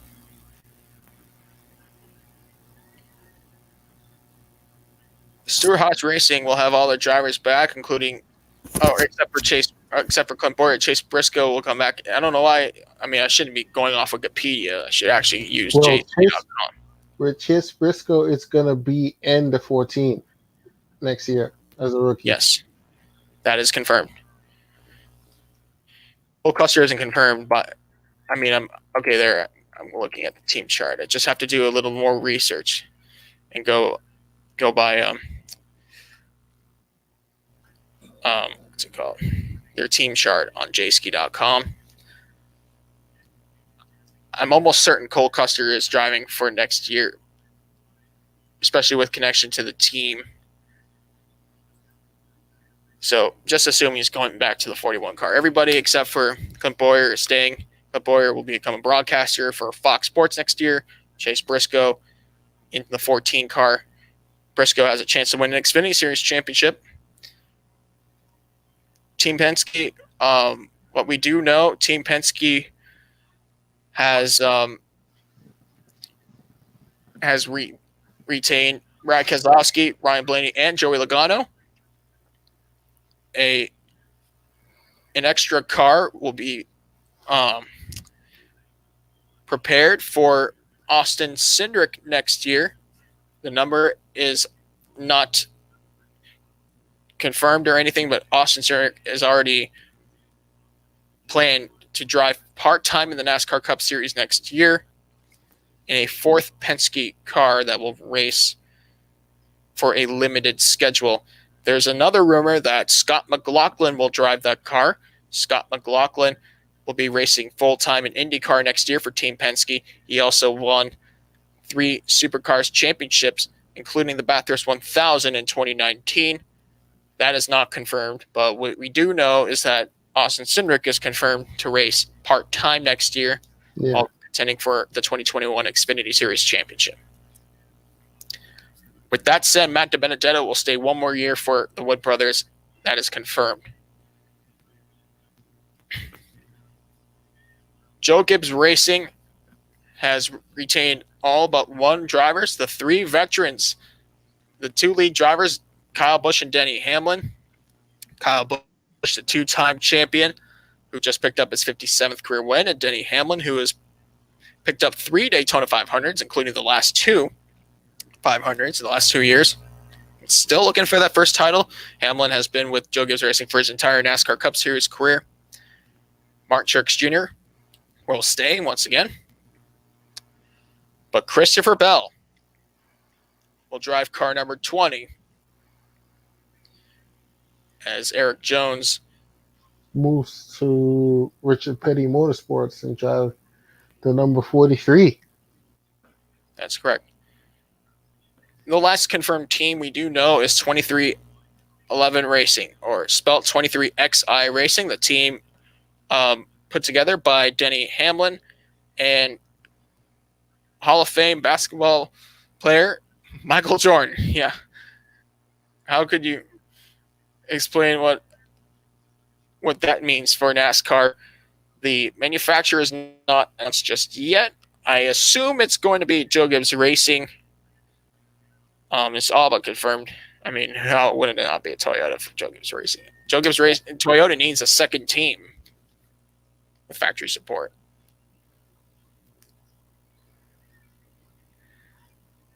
All right.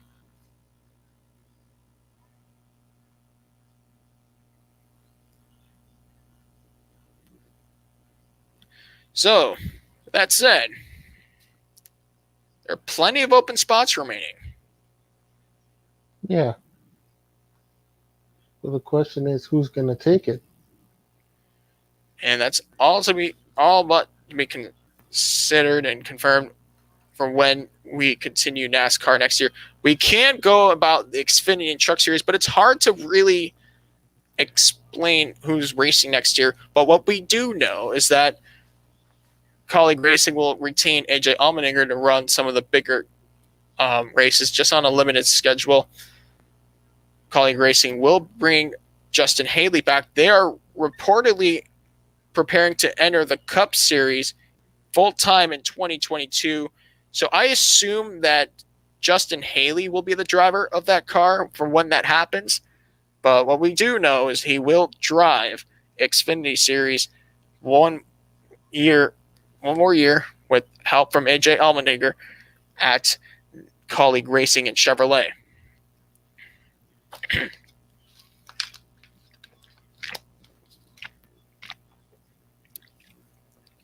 Junior Motorsports will have their lead driver Noah Gragson return to the team. That is what we do know. What we also know is Josh Berry will share a car with Dale Earnhardt Jr., himself, and Sam Mayer for next year. The 8 car will contend for an owner's title, while 3 part-time drivers are confirmed for that car next year. There's no word on Daniel Hemrick or Jeff Burton. I assume Daniel Hemrick would probably search for a full-time ride next year.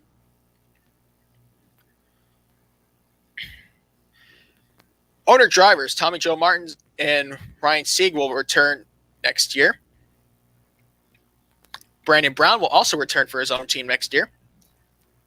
SS Greenlight Racing has confirmed Joe Graff Jr. to race full-time. Team Penske confirmed Austin Cindric. Toyota and Joe Gibbs Racing, they brought back Brandon Jones for another year. And that's all we know for now. In the Truck Series, the only confirmations we have for next year is just Sheldon Creed, Zane Smith, Tyler Ankrum, GMS Racing, Carson Hosvar, and Haley Deegan. Hosvar for Nice Motorsports, Haley Deegan for DJR Crosley Racing.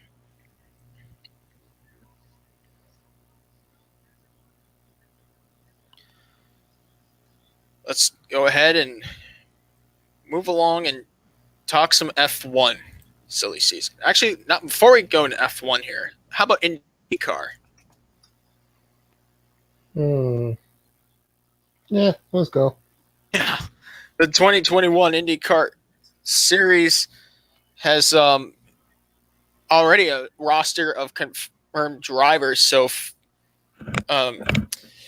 as far as we're concerned here,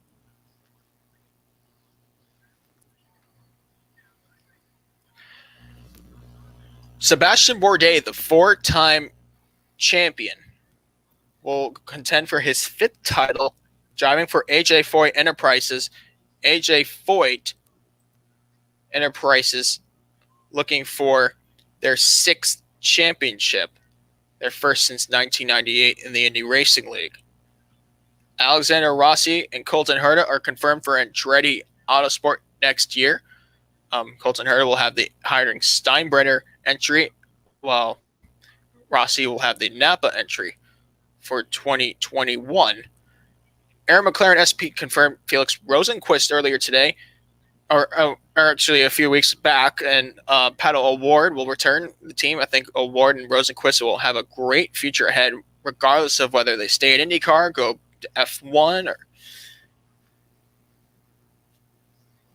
if you're a McLaren fan, 2020 will be a great decade for you. Absolutely. Chip Ganassi Racing has made announcements in the past week. Marcus Ericsson, a few days ago, they announced Marcus Ericsson will stay with Chip Ganassi Racing. The Swedish driver picked up 18 World Championship points in his Formula One career before moving over to the States and racing IndyCar as a podium from Detroit, Michigan of last year. Scott Dixon will try to tie AJ Foyt for most championships in IndyCar with 7 national championships in American open wheel racing. Dixon will return once again to pick up championship number 7. Alex Palou will drive next year for Chip Ganassi Racing. But speaking of that 7 championships from Scott Dixon, he's going to share the team with another 7-time champion. But for NASCAR, Jimmy Johnson has announced he'll race rounds 1 through 3, race 6, race 8 through race 14, race 16 and 17, all the road course races and street course events. That is confirmed for next year. The car will be number 48, as it should be. Yeah. Are you excited, Danny, or what? Dude, I am more than excited, man. I honestly can't wait to see where this goes. What I'm excited for is how excited Jimmy Johnson is to making this transition.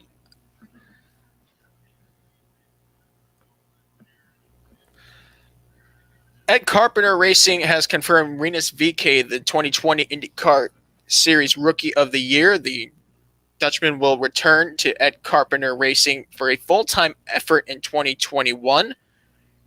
Rinus VeeKay picked up a podium earlier this year. His first career podium was at Road America in race 1 of the Road America doubleheader. Ed Carpenter will race in the ovals, as far as I'm concerned, including the Indy 500. Ed Carpenter is not only an owner, but he's also a veteran in IndyCar racing. Meyershank Racing confirmed Jack Harvey will race full-time in 2021. Rahal Letterman Lanigan Racing confirmed Graham Rahal and Takuma Sato. Takuma Sato, the 2-time Indy 500 winner. Graham Rahal, son of team owner Bobby Rahal,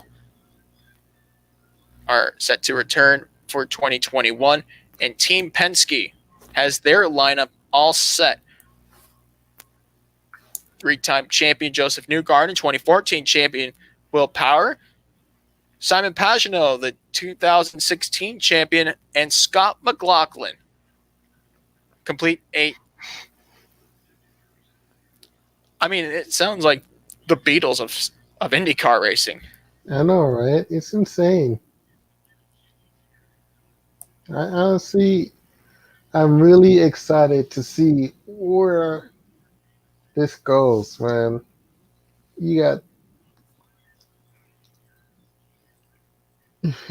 Johnson, you got the defending champion Scott Dixon, and you have Scott McLaughlin.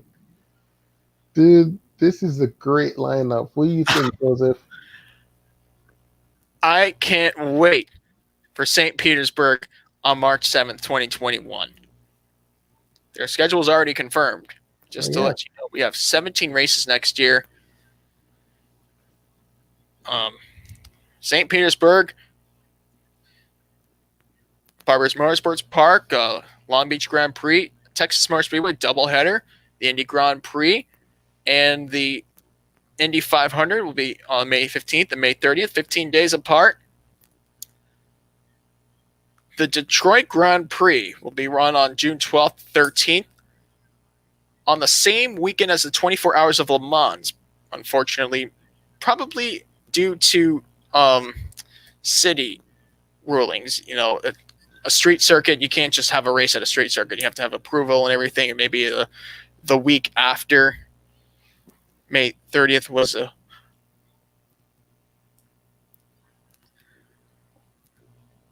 it's just one of those cases where a coincidence was probably unable, like, it's just forced to happen.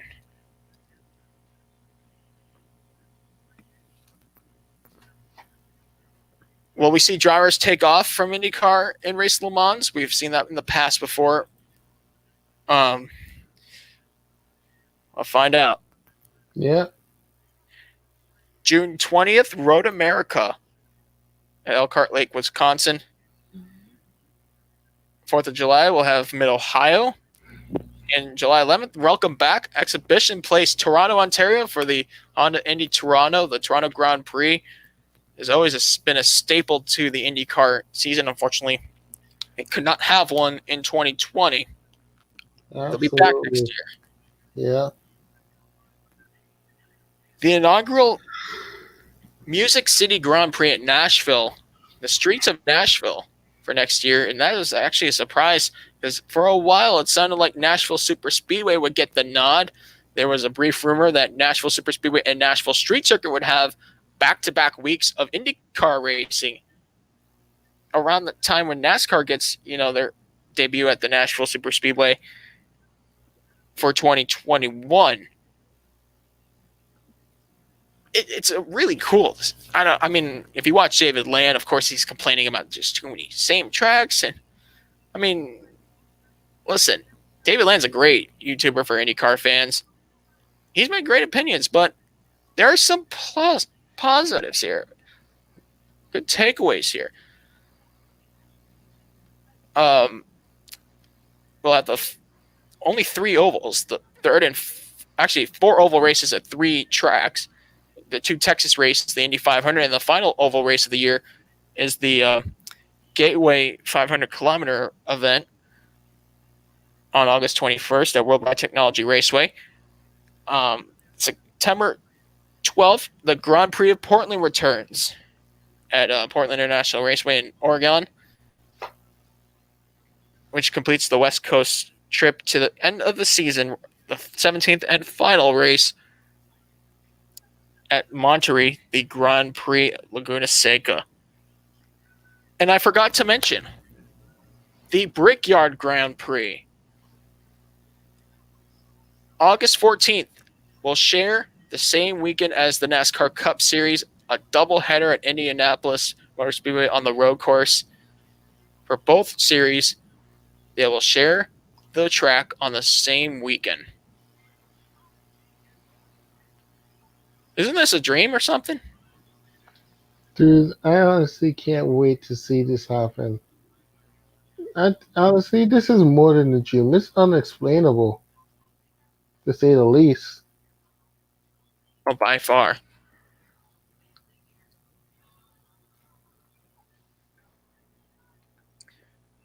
All right. So let's move around and discuss Formula One and what Formula One has to offer in 2021 as far as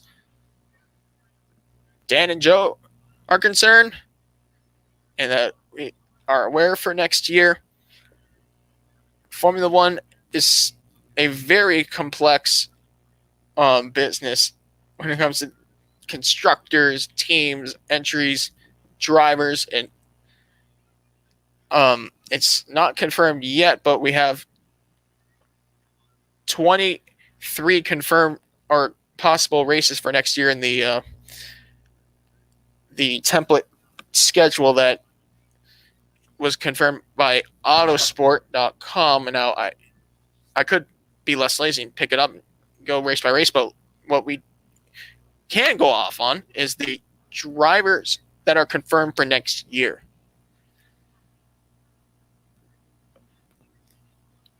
Ferrari has their lineup confirmed already. That's Charles Leclerc, Carlos Sainz Jr.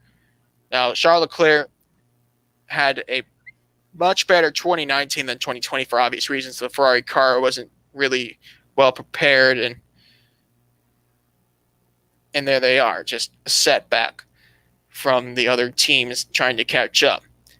Sebastian Vettel, the four-time world champion, leaves Ferrari. He'll drive for Aston Martin TBA, which was Aston Martin F1 team, which essentially is what Racing Point F1 will become next year. I assume Lance Stroll will be the other driver, although it's not confirmed yet. Yeah. Renault will be rebranded as Alpine Renault with Fernando Alonso, the two-time world champion, making his return to F1. So, with Alonso coming back, I honestly can't wait to see what happens. I think the main question should be is, will the chemistry with Fernando Alonso and Renault be really good as it was in 2005 and 2006? We can only dream, Danny. The Spaniard picked up 32 career wins and 97 podiums, and he was 1 point away from getting his 1,900th career point. This is a driver where you give him a bad car, he'll turn it into a powerhouse. Oh, absolutely. Teammate Esteban Ocon is a very solid driver as well. He'll be back in that seat. AlphaTauri has already made it clear on social media. Pierre Gasly will stay with AlphaTauri in the Honda power unit, which supplies him for at least one more season next year. Gasly pulled off one of the greatest upsets in recent memory in Formula One racing when he won the Italian Grand Prix almost exactly the way Sebastian Vettel did when the team was branded as Scuderia Toro Rosso in 2008. Now, Danny Kvyat is not confirmed to join Gasly next year. He hasn't been performing as well as Kvyat as Gasly is, but Kvyat could be a decent asset to the team. We'll have to find out where the changes are made. And lastly, Red Bull Racing Honda has confirmed Max Verstappen to stay with the team next year. One more season for Verstappen. So listen, when I say the Dutch driver is only 23 years old, and he's a veteran. Yeah. That means it could be 2040, and he'll just be 43. Kimi Räikkönen's career has exceeded 20 years. And how old is Kimi Räikkönen now? Kimi Räikkönen, I think he's 41. Wow.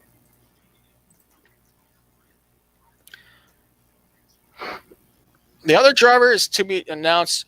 It's rumored that Alex Albon may or may not return to Red Bull Racing next year. This is where Christian Horner needs to make a really bold decision here. Where do they go with Albon? Because the Red Bull system, of course, has AlphaTauri as like their supposed junior team, and they're known to calling up drivers and demoting them to and from Toro Rosso, now known as AlphaTauri, from Red Bull Racing. And that leads me to the next conversation here, and that is the Ferrari. Before we go to the Ferrari Drivers Academy, let's make this quick. Mercedes engines. All right, we'll start with Williams, Mercedes. They'll be rebranded. They're still branded as Williams, even though the Williams family no longer owns the team. George Russell, Nicholas Latifi are in for next year. McLaren, Mercedes. Daniel Ricciardo, Lando Norris confirmed for 2021. And lastly, the Mercedes F1 team, the AMG Petronas Mercedes F1 team that has just been so superb in the 2014 plus era of turbo hybrid engines. Valtteri Bottas is confirmed next year, but yes, when I say Lewis Hamilton is not confirmed for next year, that is true. He will most likely sign an extension with Mercedes for next year. I don't see a reason why he won't.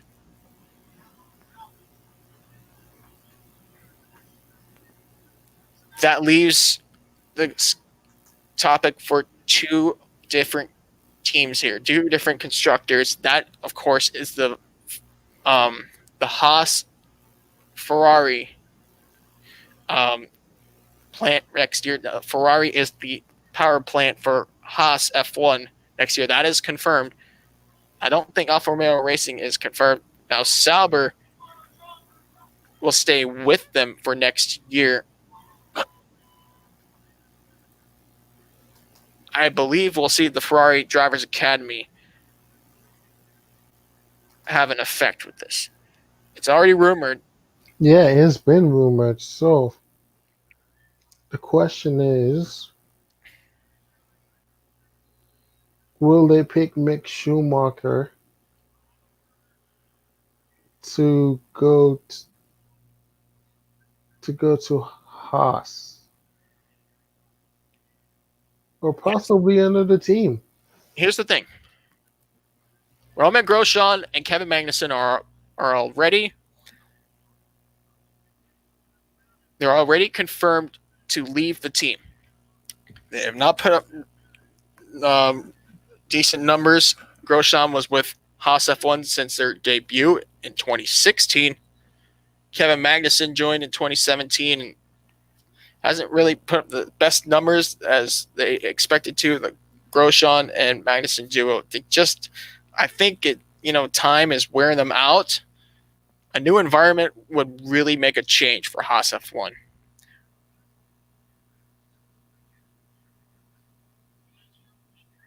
And where they'll be for next year is just another question of what to expect. And Gunther Steiner, who is the principal of the team, has been scrutinized here and there for making bad decisions, but let's not forget 2015, or not 2018. I mean, they weren't even around in 2015. Was the best season in the World Constructors Championship, 5th. They never exceeded 8th since their first 2 years, and then a 5th, and a 9th, and a 10th. It could have been a 10th. If Williams had a little more power, then we would be in a worse situation for Haas F1. They've experienced only 2 points finishes this season.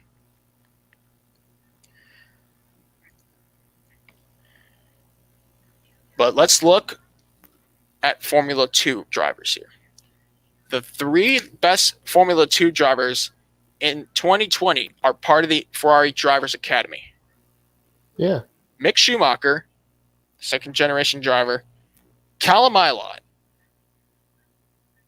and Robert Schwartzman. They were supposed to test the thinking the Alfa Romeo and Haas cars during the practice session for the Eiffel Grand Prix back in Nürburgring a few weeks ago until just horrible weather halted the season. Or not the season. I mean, the practice sessions. They were all wiped out. There was only free practice 3 qualifying into the race. Yeah.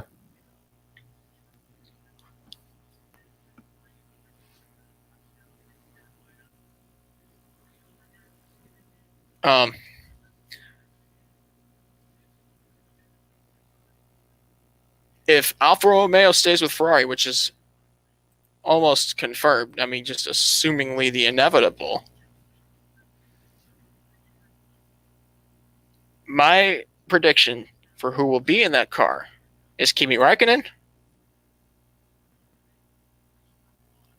and Robert Schwartzman.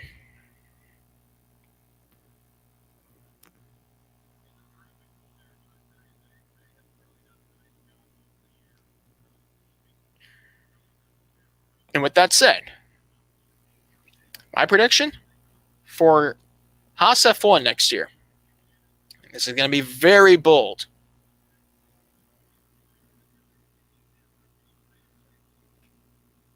Mick Schumacher. Yes. And Nico Hülkenberg. Yeah, because why wouldn't they be 2 drivers? Honestly, I'm gonna have to agree with you on the same thing, Joseph. With the way how Mick Schumacher is doing right now in F2, I think he deserves a ride at Haas. And as for Nico Hülkenberg looking for a ride,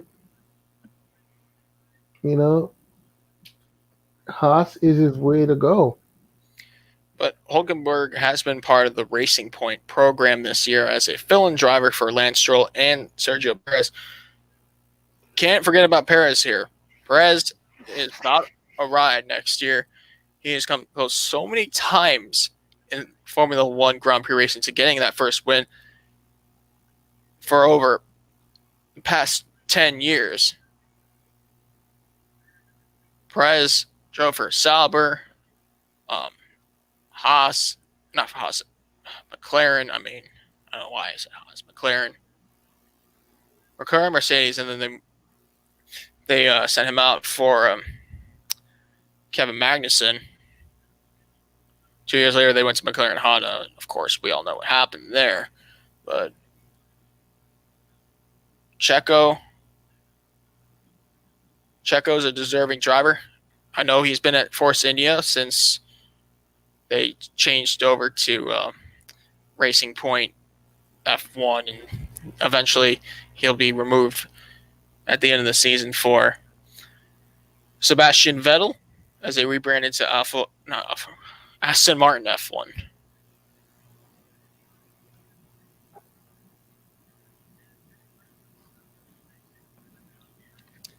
It's musical chairs.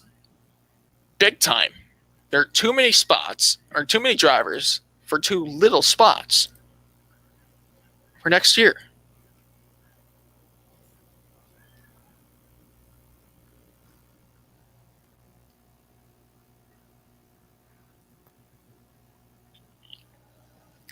Now, in terms of the schedule for next year,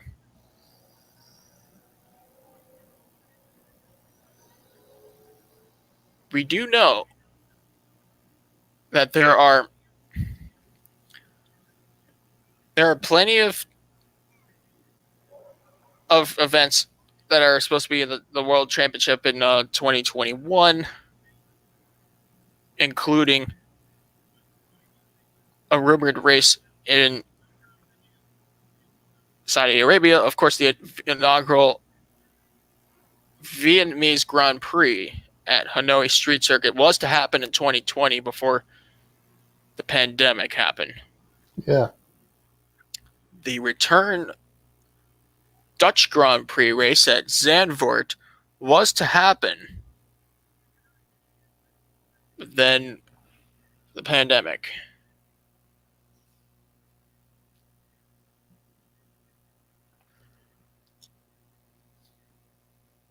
they're under contract to race as part of the World Championship next year.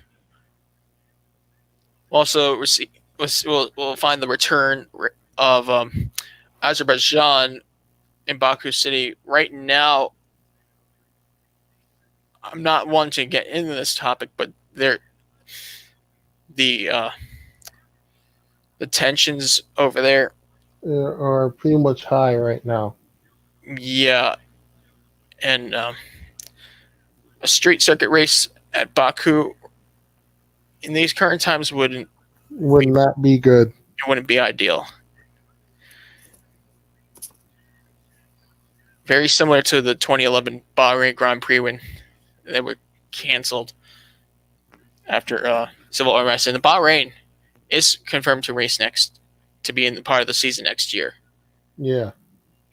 Typically, they race about the opening part of the season, around rounds 1, 2, 3.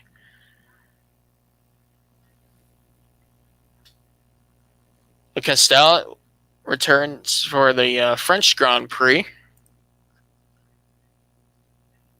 They didn't race this year.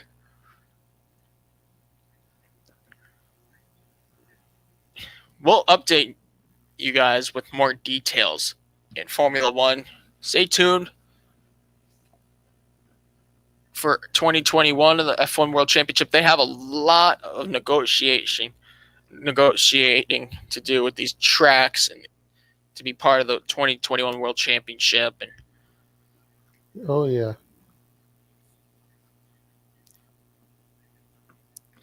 we'll see the return of North America, hopefully.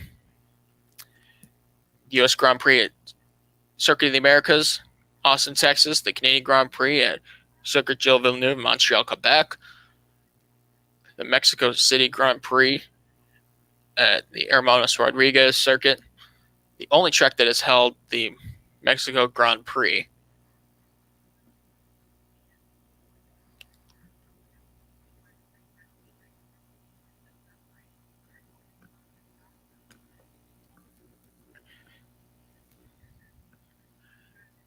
All right.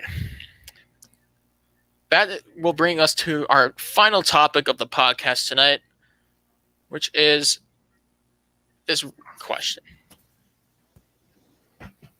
What do we know and what don't we know about the next year in motorsports? Are there going to be limitations? In spectators? Yeah, travel limitations. We saw it with Adelaide. What happened in Adelaide, Danny? So what happened in Adelaide was the street circuit that got the Adelaide street circuit, which is usually the season opener for the Supercar Series, has been canceled for 2021. So that's just goes to show you one thing that happened as far as travel restrictions go in Australia, because they're so strict. And it's like, what's gonna happen now? Is this gonna go on into the near future? Because things have to go back to normal, back to the way it was. You can't stay like this forever. I'd have to agree. Now, what we do know is the Adelaide 500 was taken down by the South Australia government in response to the after effects of this pandemic, which is why that's problem. And many drivers, team owners, and even former drivers of supercars expressed their disagreement to the cancellation of the Adelaide 500. 21 years at the street circuit, and we'll just have to find out where everything goes from here on out. There is return there is a rumored return. Not return, but there's a rumored debut of a Bathurst. Super sprint. Yes, a super sprint at Bathurst and Mount Panorama around the same time of the year where the typical 12 hours of Bathurst will be held. Now, the Bathurst 12 hours is not going to happen in 2021. Which is very unfortunate. Yes. It's a part how do I word it? The Bathurst 12 hours will not be held due to travel restrictions. Most of the sports car teams are overseas, and the grid would be very small. Yeah. And they run it in the same time of year, around late January, early February.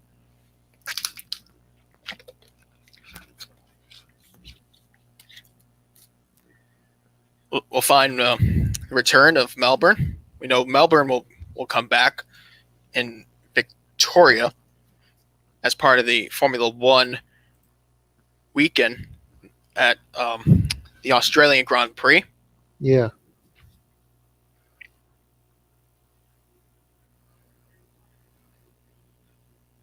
We'll update you more as we learn more information about supercars and motorsport. As far as endurance racing is concerned, Yeah. they are putting the pieces together. We learned that there'll be a 24-hour race at Sebring next year. Yeah, that's very awesome. Mark, Joseph, will you be going? I would love to go. That's the end of the 24H series season. I'm going. Armani's going. Yeah. It's the 24H series, so he shouldn't just be going. He should be racing. Armani, if you're watching this, you are racing in the 24 hours of Sebring next year. Yeah, man.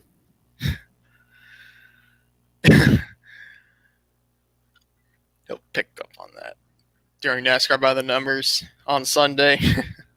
Yeah. All right. I think it's enough for tonight. I did not expect to have the podcast twice this week, but it is what it is. We'll be back on our usual Monday night time slot, and let's hope that's the case. We certainly don't want that happening on Tuesday. Oh, no, absolutely not. No, well, and if it happen, if for some reason Martinsville's race gets canceled on Sunday, we'll guarantee not to go live on Tuesday night. Yeah. We'll let America do the talking, and we'll hopefully be live on Monday.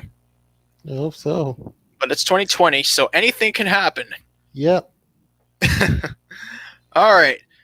From partners Daniel Ford, Justin Hebert could not be on with us tonight, but he'll be back for sure next week on Monday. I'm Joel Pavlon, signing off. Have a good one.